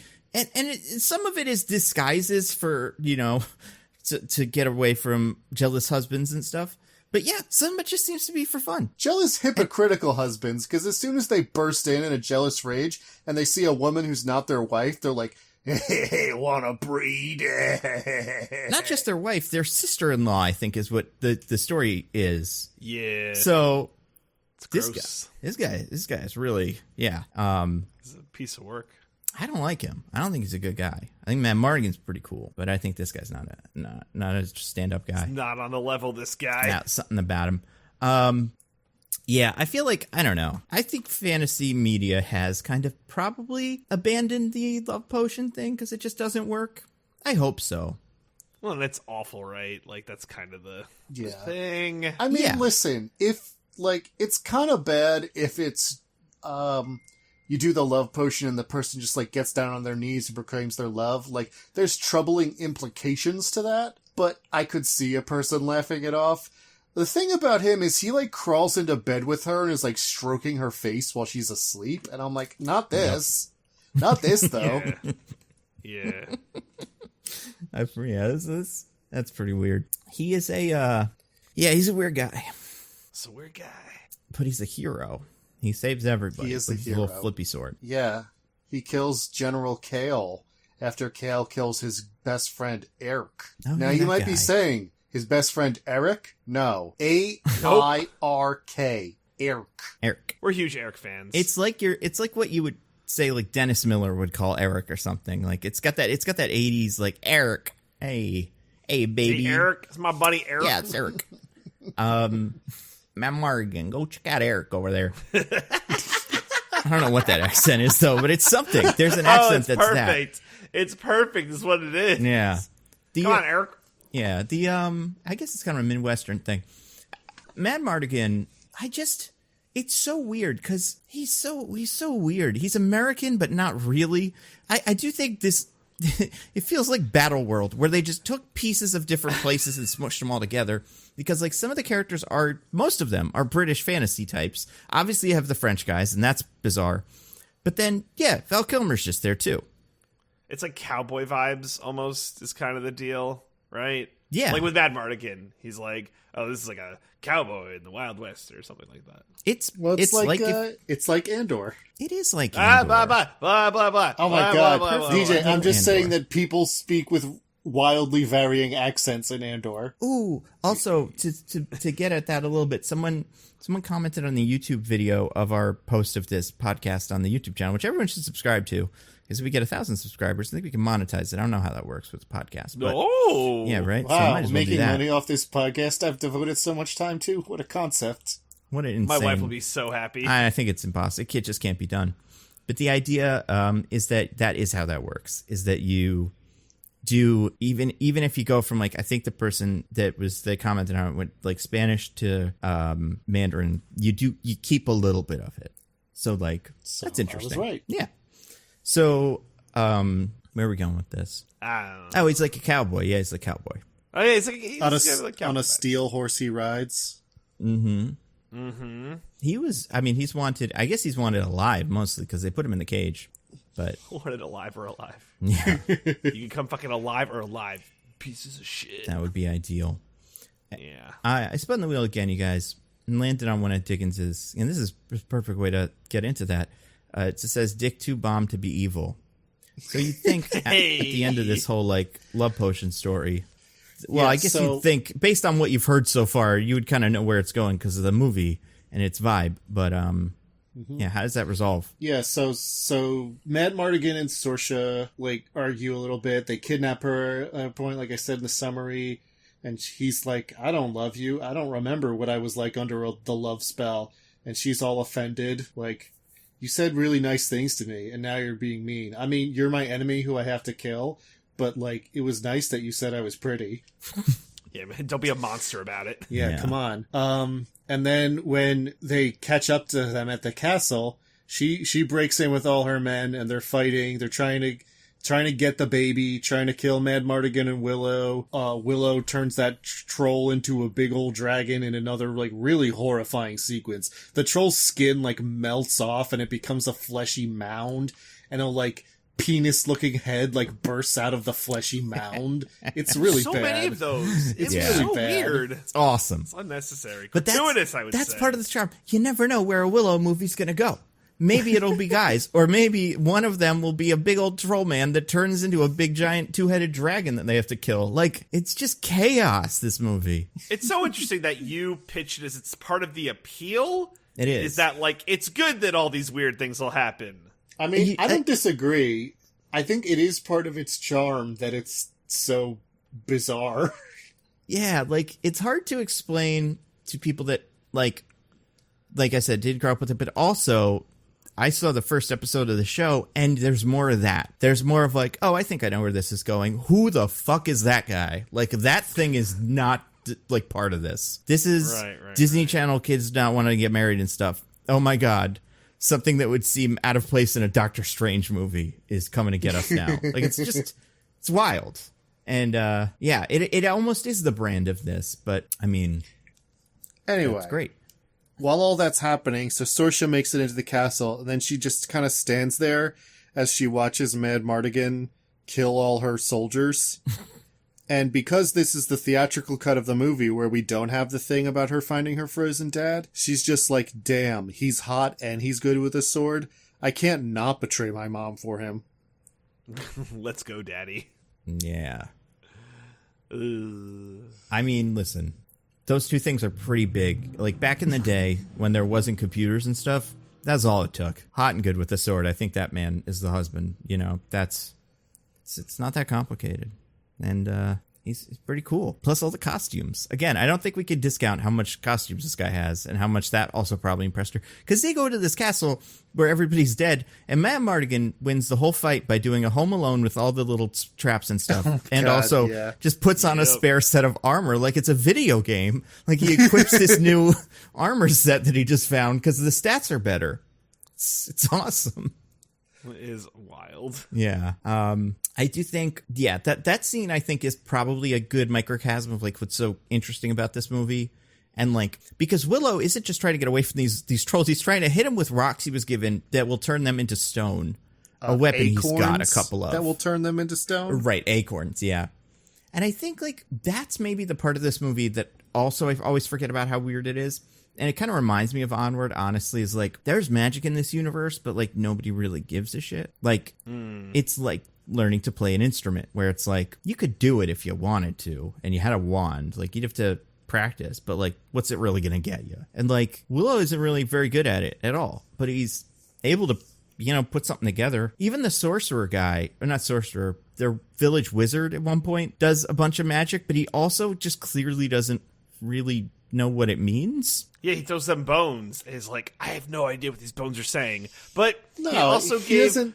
He's not saying I have no idea. He's basically being like, this is some bullshit I do to convince people of things. Do you want to go? Yeah. But it's like, why don't the bones just tell you? That's how the magic works, right? You can do magic. Well, no, But- And he's he saying, had acorns that do good. he's saying the right? bones are Like, fake. It's not like I did a spell and it I doesn't know. work. It's like the bones are just fake. I guess I just mean like usually it's one or the other. Either the wizard is a fraud in the Yeah. town and he does this kind of stuff all the time and that's all he does, or he does real magic. But this guy, he can do real magic, but also some of it's not real. And it seems like he's just got caught in a lie and he's just got to keep kind of making up magic he can do. It's Yeah, like but somewhere like in the middle. which it's is so probably weird. work to do magic, and why would you do work when you could not do work? That's a great point. Great point, Diggins. Love that. I approve of that. There's even that one bit where they're like, speaking of the joke that we already made with the brownies, he's like doing they're about to go on the journey and they're like, which way should we go? And he picks up a rock, throws it in the air. It turns into a bird. The bird flies the direction. He goes that way. And they go, it's the other way. And he goes, oh, never mind. That way then. It's like the magic is not even good. It sucks. He has an acorn that turns people into stone. And that's amazing. How many times is it come useful on. in the movie, DJ? Once by accident, I think. No, never. The answer is never. The lady's the witch. She Well, she has a whole nother thing.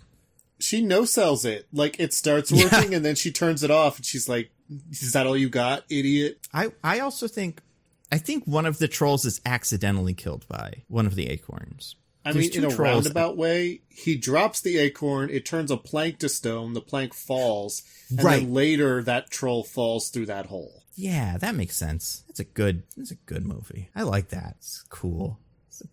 Man, how is this not a bigger hit, you know? Where were the people not coming out for Willow? Now, yeah, in the end of the movie, Willow he does some magic. Basically, he just forces this witch through all the I guess wizard sorcerer lady through all the different animals to get to person eventually. And that's the Finn biggest Rizal. magic he does. I think that's the biggest yeah, protecting himself from the pig spell and turning her back into human. I mean, he does the throw a rock and it turns into a bird thing at the end of the movie after Finn Rizal gives him a big book of how to learn magic for idiots. Yeah. But other than that, yeah. Like, in the final confrontation, he doesn't really do any magic. Like I said, he does a trick. Yeah. And this isn't one of those, like, the real magic's inside of you. You don't need magic. He needs magic. He just doesn't the do magic it. is real. He wants it and he gets to learn it. It's just not important for the plot. Yeah. Oh, it's so good. Now, if you were in this world, do you think you'd do magic? I would die. I would be dead very early in my life. You get eaten by a big rat dog? This is my long-standing, assertion. If I were to exist in any circumstances, even slightly more difficult than modern life, I would die almost instantly. That sounds right. That's fair. Do we have to ask the question, could Nando defeat a Willow? Is that the question? Could Nando defeat the evil Queen Bavmorda? Or the evil queen? Yes, Yeah, I guess she that's a good sucks. one. She's not any good at it. I mean... What if she turns you into a pig? Yeah, she would turn you into a pig. Yeah, come on. Yeah, that's trouble. I mean, pigs are And really then dangerous you when want you to really have get sex with down other to it. pigs. Yeah, that's true. I'd make something of the day. It wouldn't be a complete loss. They the whole thing with like the magic she does. It's funny because like Willow needs a whole special wand and stuff, and Vavmorda just goes pig, pig, pig. Like she's trying to start a group chant. Pigs! They all just You're turn all into pigs! People should watch that scene because it is like the live action version of the Pinocchio donkey scene, but like it's truly terrifying. And Yeah, it again, really is. like 5 minutes long. They stay on it for so long. Yeah, it's stupid long. I love it. I do think like there's an idea of like What do you think, like, what's the message of Willow? Oh, I don't think there is one. Don't kill Wasn't babies. this a fun fantasy romp? That's like the message. You have to believe in yourself. That's what the wizard man tells us at the start of the movie. That's He does true. tell us that. I guess it's weird because it's like there's like the, you know, what's the other one? The Lord of the Rings, right? The lesson of that is like little things can make big, to save the world, right? Like this is kind of that, but not really. There's Like a lot of things to Lord of the Rings if we want to get into it. sure, yeah. And it's weird too because there's no like he is underestimated because he is small sometimes, but it's not something that comes up that often. People in the beginning of the movie don't like him, but I don't think that's why Bev Morda is like, you're not going to be able to kill me. She's just like, nobody can. I'm God now. So, Right. you know, it's, but like, I feel like, yeah, the hobbits have like kind of that's how they work. Sorry. What's up? You all right? I broke him. I opened up Twitter. Elon Musk is going to put the chips in brains within 6 months. No, he's not. And the tweets, oh no, of course not. That's what he said. And the tweets of it are very funny. I love it. We knew what he was doing this whole time. He was looking at the Elon Musk thing. No, because that just happened. Otherwise, I would have reacted this way the whole time. I just saw one tweet from Cody Johnston, and it's just the phrase in parentheses, scromming to death from the chip in my brain. Thank you, Mr. Sir. Thank you, sir. Hold on. Are we keeping this in the podcast?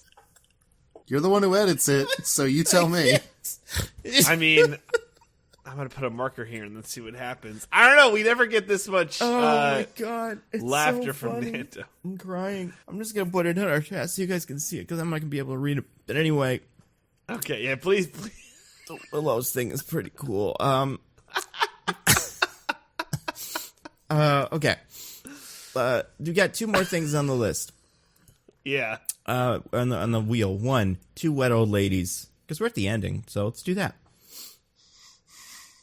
Yeah. Okay. That's the end of the movie. The pigs fuck, right? Oh, yeah. Well, that's not. I mean, yeah, that's Do pretty. you think cool. that's the first time that Saoirse and Mad Mardigan had sex as pigs? Oh, what a thought. I mean, yeah, probably. They probably all had sex. Like, there's like, I feel like Willow's gonna have to tell everybody what happened. Maybe they don't want to know, but it's like, man, you guys, everybody had sex with everybody as pigs.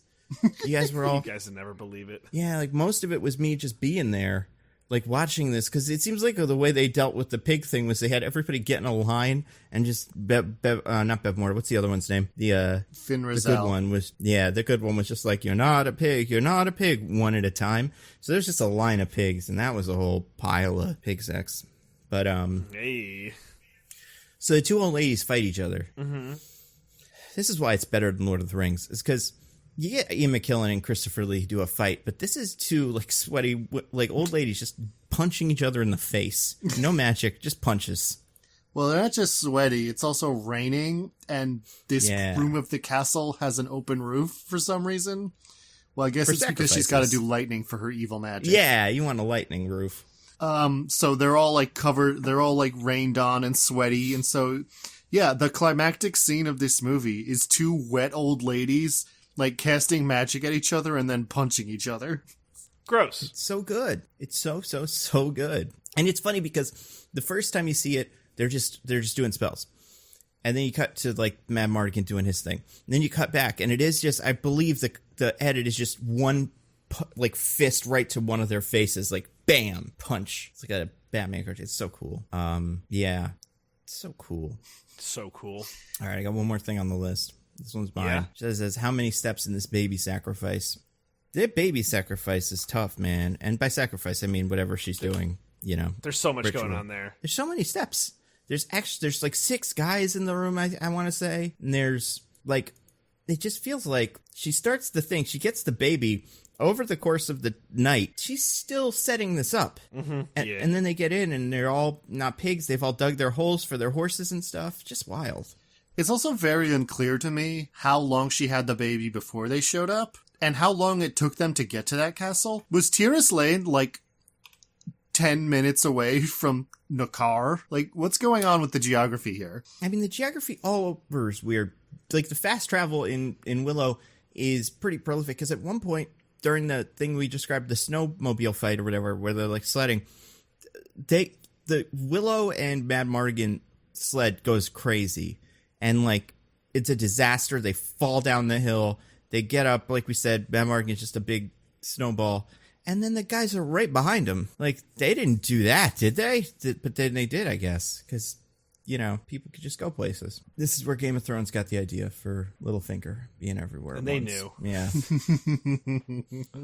Oh, man. When did Bakshi make the Hobbit movies? Before this, I think. Right? Yeah. Yeah, about a whole decade, too. I do think that's got to be the biggest influence here. Besides Labyrinth. I do think Labyrinth, because it has that monster kind of look for a lot of it. It does feel kind of Henson-y. Not as good, but like that's what they're going for. Yeah, it's pretty cool.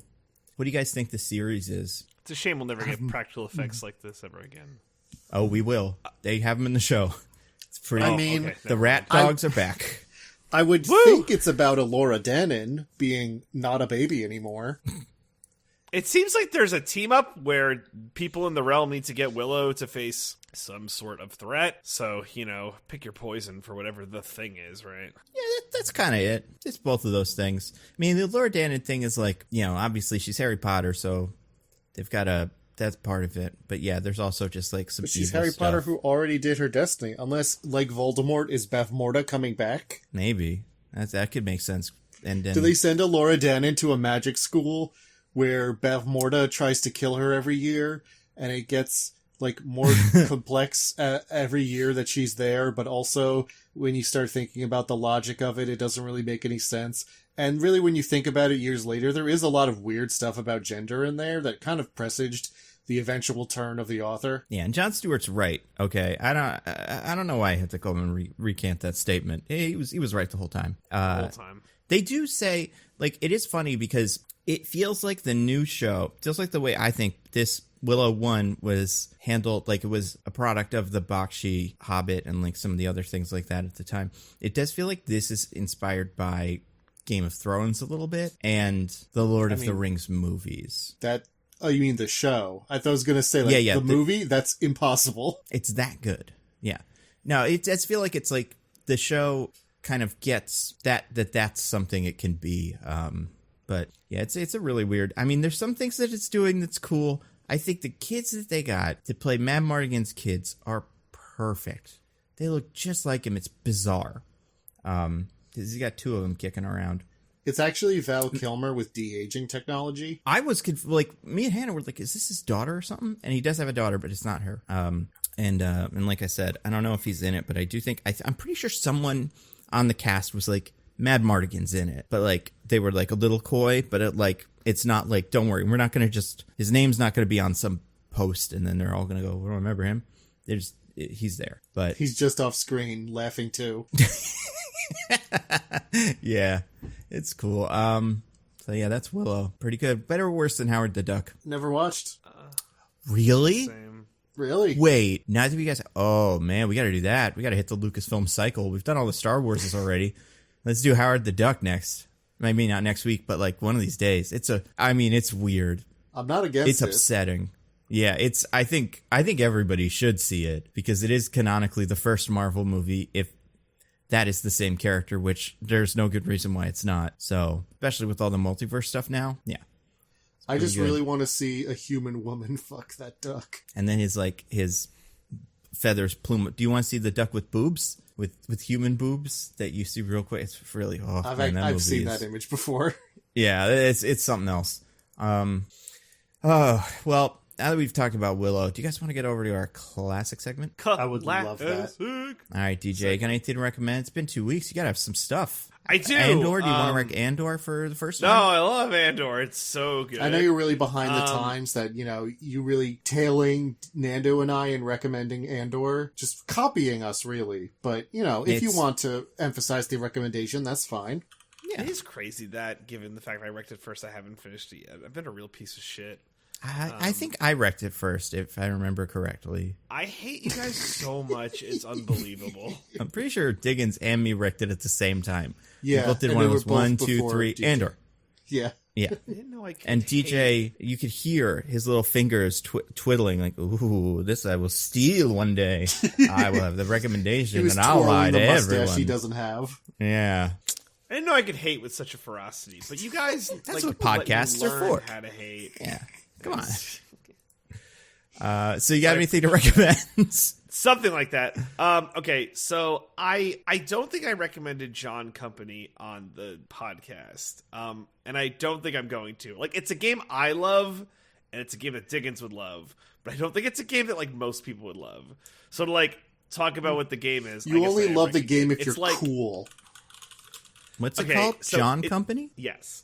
It is by Colwell, who is like the creator of games that will make you question your sanity. But like in this game, you take on like British noblemen and families, and you essentially play as like the East India Trading Company, and you're trying to be the best like East India trading boy. Hasn't someone recommended a game like this before? It sounds familiar. Or maybe we've talked about it off air. It's like very overly complicated, and like this game literally takes like a half hour to set up because it like really goes into like the like intricate nature of like what it might take from like the economic perspective, and like what it would be to like run a trading company, and like colonization, and like asserting military power, and opening up shipping lanes where it's like, wow, this was done to almost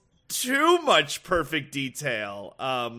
But like, it's amazing, and I love it so much.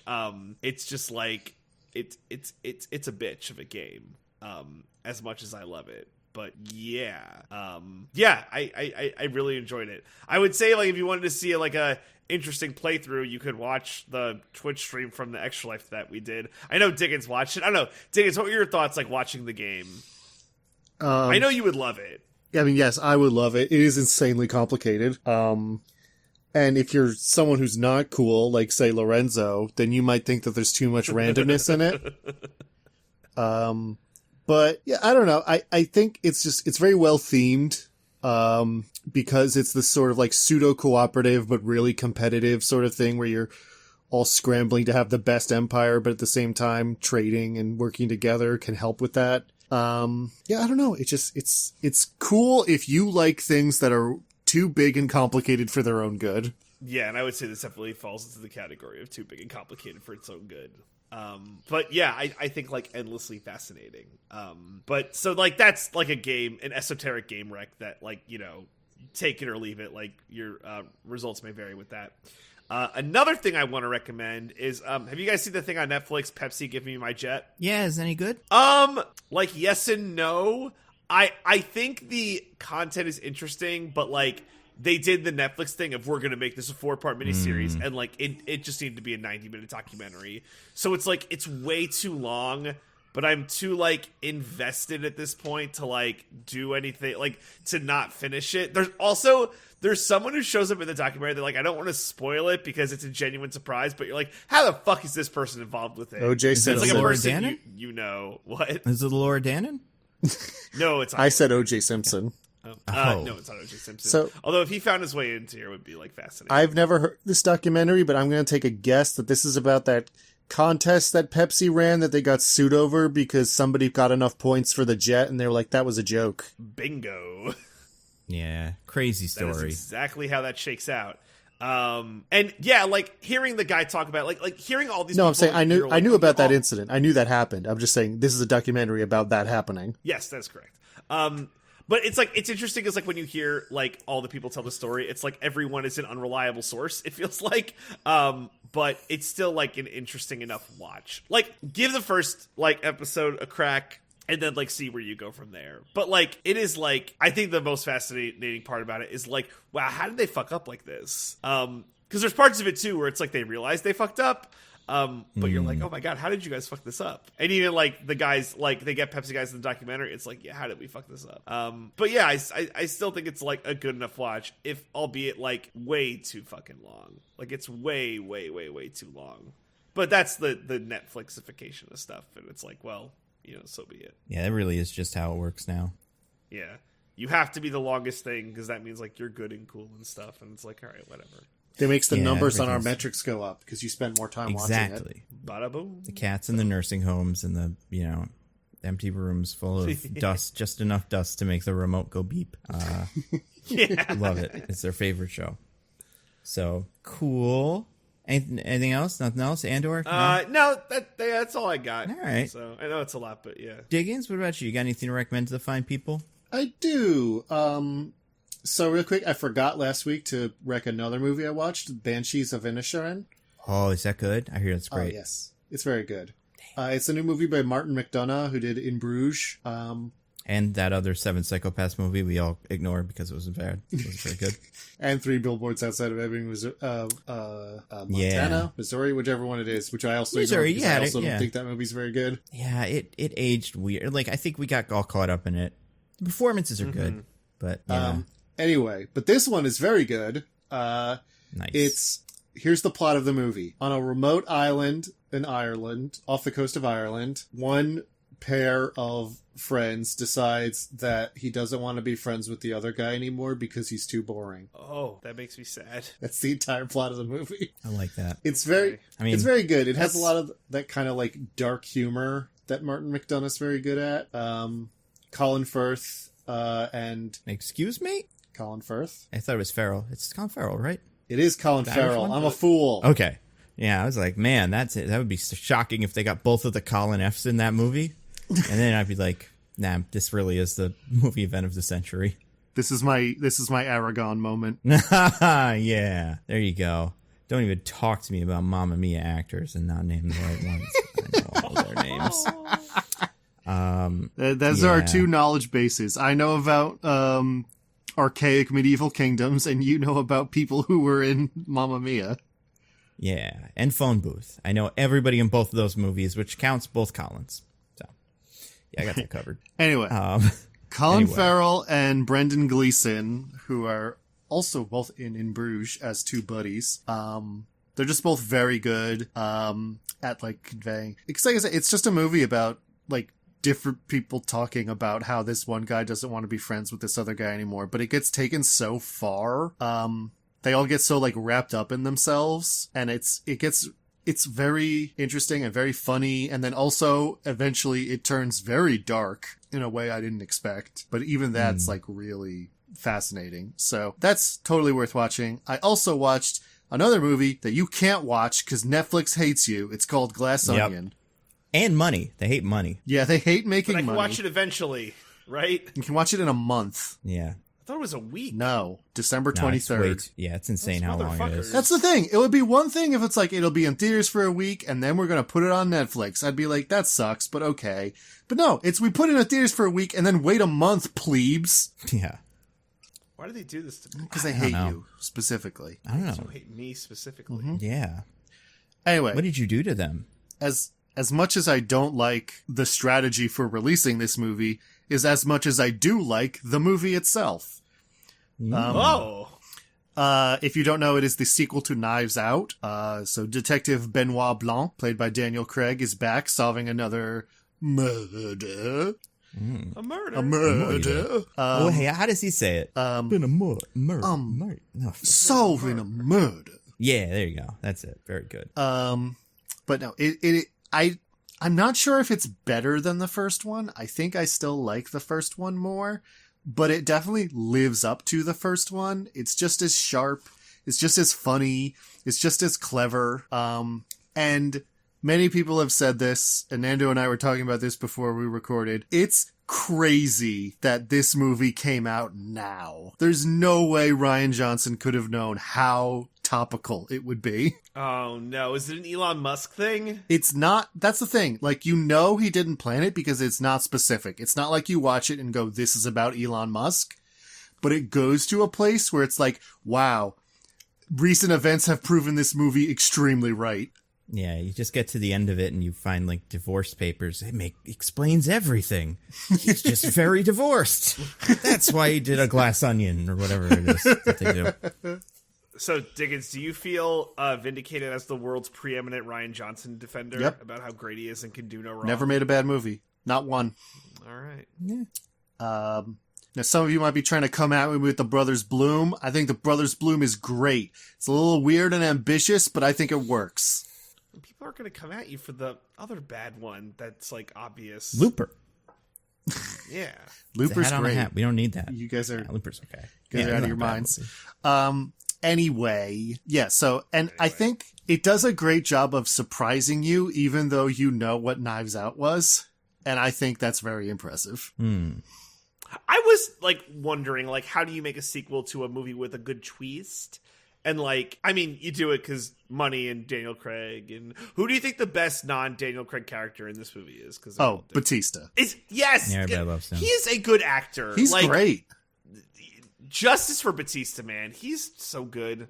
Yeah, he needs justice. People don't treat him with enough justice. He's got a tough life, that humongously popular, successful actor that could, like, pick me up and throw me into the sun if he wanted to. I give him the respect he deserves. Exactly, Nando. Like, yeah. If we're ranking all the former wrestlers, you know, who are actors now, Batista's probably so low on the totem pole, but he should be very high on the totem pole. I don't know. I feel like he's doing pretty well for himself. I think he's definitely not, like, the most popular, but I think most people would probably be like, he's definitely the best or second best. I think he's I think John Cena made a good case for himself this year. Like, I could see people thinking it's him, but besides that, it's like, I don't know who else it could be. I would say, yeah, John Cena's doing a good job of this right now, but I think it's still Batista is the most has become a real actor of all the former wrestlers. Hulk Hogan was pretty good in that movie in Rocky 3, where he played like the Golden Man or something. Oh, I thought you were going to say Over the Top, the arm wrestling movie. Oh no, that movie is cool though. And he's in that movie where where it's like Mr. Mom, but in the opening credits somebody throws a dog into a river or something. Oh yeah, there's that. We must have talked about this before. Yeah. Yeah, and he's got a wild career. His brief stint in Gremlins 2. Oh yeah, that's right. You know what? I mean, he sucks, but he really tried.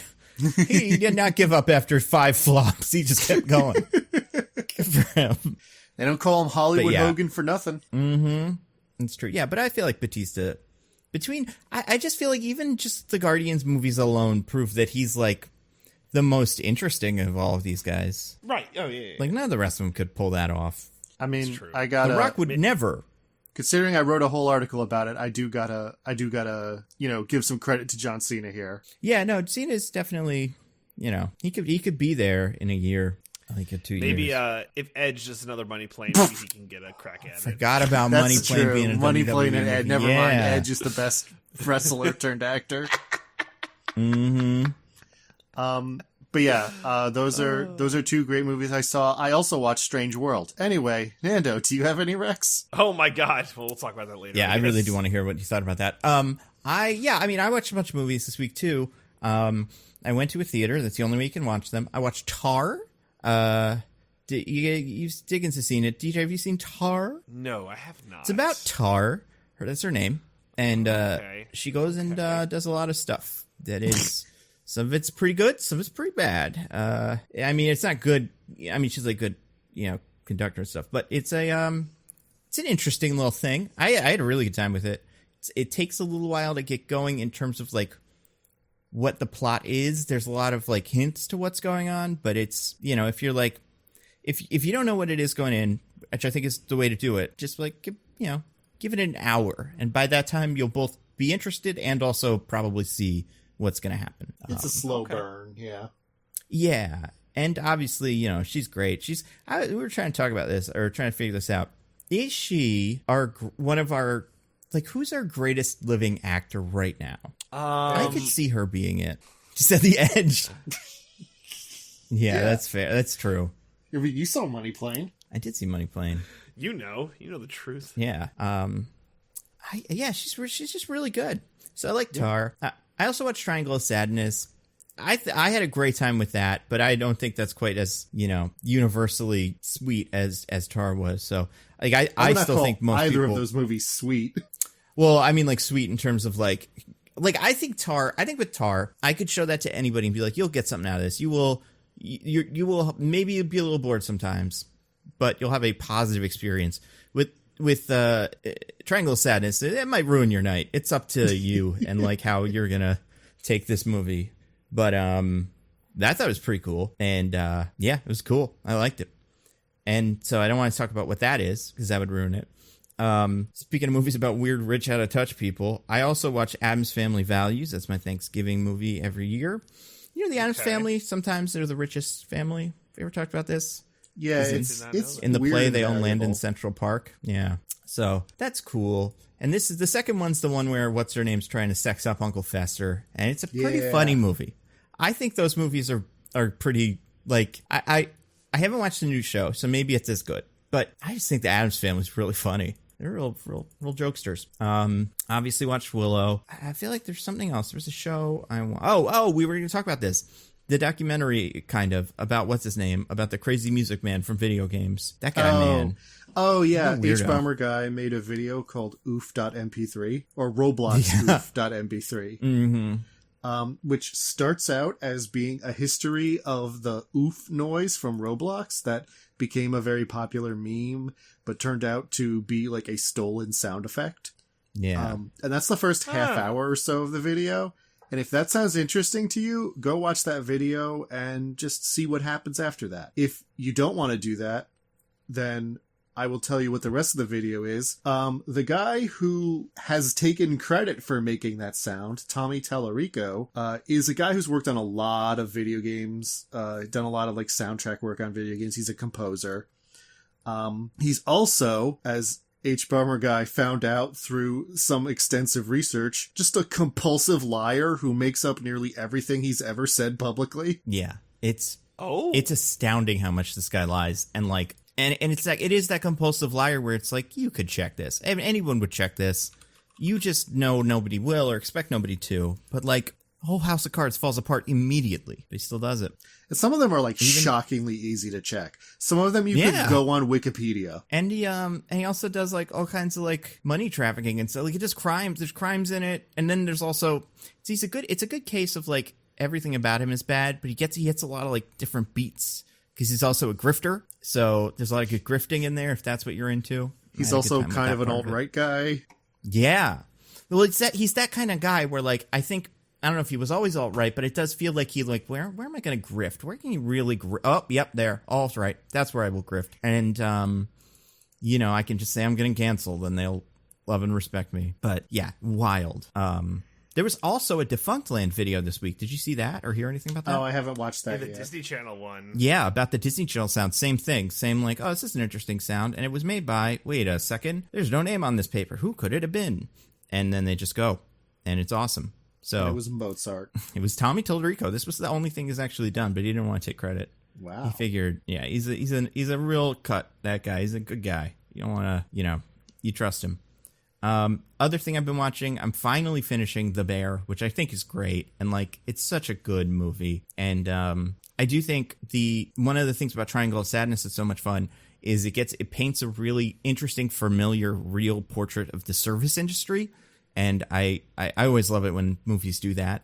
Not like real in terms of like this has really happened, but just like, man, everybody's had a guest who does that. And like it tries to be all too fun and stuff. But The Bear is like that for the restaurant industry. It's like what's it like to work there, and it's just chaos. And I thought it was a downer originally, and I think it was. But it is less of a downer than I think it seems like it's going to be. So it turned from like a watch that I'm like, oh, I really want to watch this, but like, do I have the emotional like capacity for it now? To one that I'm just like, I'll turn this on, I'll have a good time. So definitely recommend that. What are we doing next week, fellas? It's a I great have question. no idea. All right. Well, We're gonna you know do what else I can Violent rank? Night? The Willow show. I watched the first episode. I liked it. I thought it was pretty good. And I think the new characters are fun. And I think the crazy shit that goes on is crazy. And I'm definitely going to finish the show. So, Okay. yeah. We won't do that, though. But I'll update people as it goes. I think part of me just wants another Disney Plus show. Like, I'll take whatever I can get. They strategically Jonesing? timed it for after Andor, so people would be like, Yeah. I gotta see something. Oh, other quick rec. This week's episode of Chainsaw Man freaked my bean. Ooh, okay. Whoa, Jesus Christ. I like that. That's exciting. That's all I'm gonna say. Cool. Okay.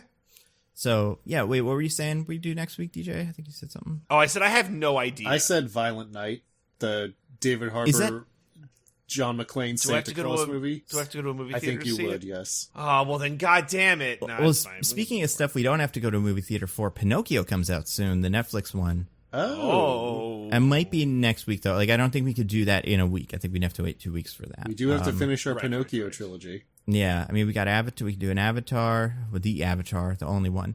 You know, we could do Movie Day. We could do a Twilight, like we said we were going to do. I don't know. Yeah. I am.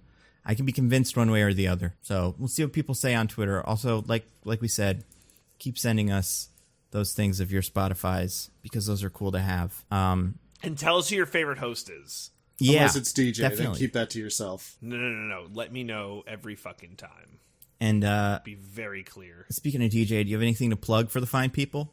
I would say Roses and Rejections, but we haven't recorded an episode in like forever. So I think for once I have nothing to plug. You have rejected. You have rejected the rejected. podcast. Very brave. We'll have our hot takes out on Love is Blind Season 3 once we get in front of a microphone. Oh my God. This damn baby's so needy. They gotta relax with that. I know. Just like chill out, man. Like you'll get your milk, you'll get your cuddles. You know, you just like patience, dude. You know, people have been telling me that for years, and they haven't materialized. All right. Well, I thought. See, when you said that, I thought you were talking about Cody or Cole. I thought you were talking about Cole. Those babies are so needy. You know, that's what he believes. yeah. Maybe if I put one of those chips in, they'll be fine. They'll just like convince themselves, like, oh no, everything's okay. Is that what the chip does? I don't understand. What does the chip do? Explodes and kills you. I think. Like, Oh, it's a Suicide Squad. Yeah. We're all gonna get to do a Suicide he's Squad. creating Fun. a Suicide Squad. That's so fun. Don't let Adam Beach near one. He's the first to go. Yeah. Diggins, do you have anything to recommend or plug? Just the usuals. I have my newsletter, a little perspective.substacks.com, and I stream sometimes at twitch.tv/this is an odd name. Nando, do you have anything to plug? Yeah, I've got some stuff. I just put out a video. That's my what's his name? Why Black Adam's better than, or No More's better than Black Adam at being Black Adam. So that just went on YouTube. My what's the deal with Phase 4? What was that? Born in Like, Darkness. what was that about? Video. It's much longer than I expected. That will probably be on Nebula and Patreon pretty soon, probably before this goes live, and then on YouTube eventually. I think that's all. Mortimer, do you have anything to plug? I don't know if you guys heard that came in. He, Mortimer! Big Yowl. He's running around doing his. We love him. He's perfect. Huge fan. He's the sweetest guy. And I also have, real quick, as I always said, I said I was going to do this and I forgot. A couple of reviews from our iTunes, speaking of podcast, that I would read because they're funny, and I will. So one is from a person who, I'm sure this has been their name for a while, and they, it's just a coincidence. Eat sandwiches with one hand said, "Great podcast, but," and that's the title, and it says, "Double check the terminal again. I didn't see clips from Burger King. They were in a KFC. Very good. Eat sandwiches with one hand." Could this be a Pepsi KFC scenario like we had with the Scooby-Doo movie? I think every movie is like, it's people experience them differently. Where, like we were saying, like the Cave Shadows thing, like we don't know. We see the same Pepsi and like it's, do you see the same red as I see? Like, right. It's that Pepsi KFC. Understandable. We got one. This is from Adam, #1 podcast. Listened weekly for about 2 years now. Enjoy every episode. It sounds as if my friends and I are talking and I get lonely. So yeah, good listen. Thank you, Adam. Great. And then last one of these new ones, and there's a couple others I'll read down. I just want to space them out. This one is high quality podding. So this is from Lucan's family. It says, "Love this podcast. Gets me through my long runs for my half marathon training. My 2 nitpicks: 1, they haven't finished the Twilight Saga. That's true. And That's true. And we have Facts. not. And 2, not sure if I missed something, but Diggins said the Dolphins were going to go undefeated this year to the Super Bowl, and then Tua immediately got a severe concussion and has only played 1 game since. This is as of the 27th, by the way. Yeah, that would have been the. I think that was me who said that. That was you, I think obviously. Why would I say that? Okay, It seems like something. Yeah, fair enough. I mean, Seems like this is something probably you would just a say case if you of knew people it would cause a confusing our concussion. voices. Yeah, that's true. Actually, But if Diggins was like, like the reverse jinx, like, That's right. That does seem like something you would do. So then it says, definitely was Diggins' fault, means DJ. # Go Birds. There we go. Thanks for the high quality contenting.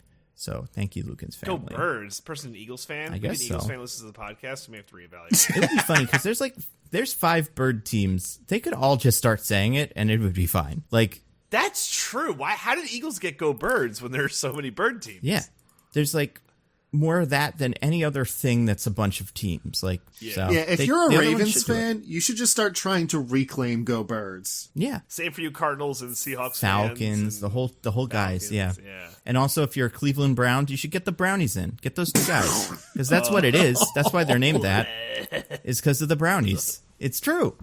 I looked it up because I was curious about the word brownie and like, what's that from? And it is. Oh God. It is based on the fair, and I think the dog that's their mascot is named Brownie the dog. So Wow. yeah, Wow. isn't that interesting? So next week we will see. Maybe we will do Twilight, huh? That would be. That'd be cool. What do we need? The last 2? Or No. the last movie that's broken into 2 Nobody parts? can ever remember how many there are, so we we'll have never done know. 2. We need to do number 3 out of The 5. 3. Got it. So yeah, it's gonna be fun. So maybe we'll do that. All right, cool. Until next week, I've been at Nando Movies on Twitter. I'm at to be by day. I'm at This Is an Odd Name. Goodbye, everybody. Goodbye. Bye. We love you. Find me on Mastodon. Oh no. Find me on co-host.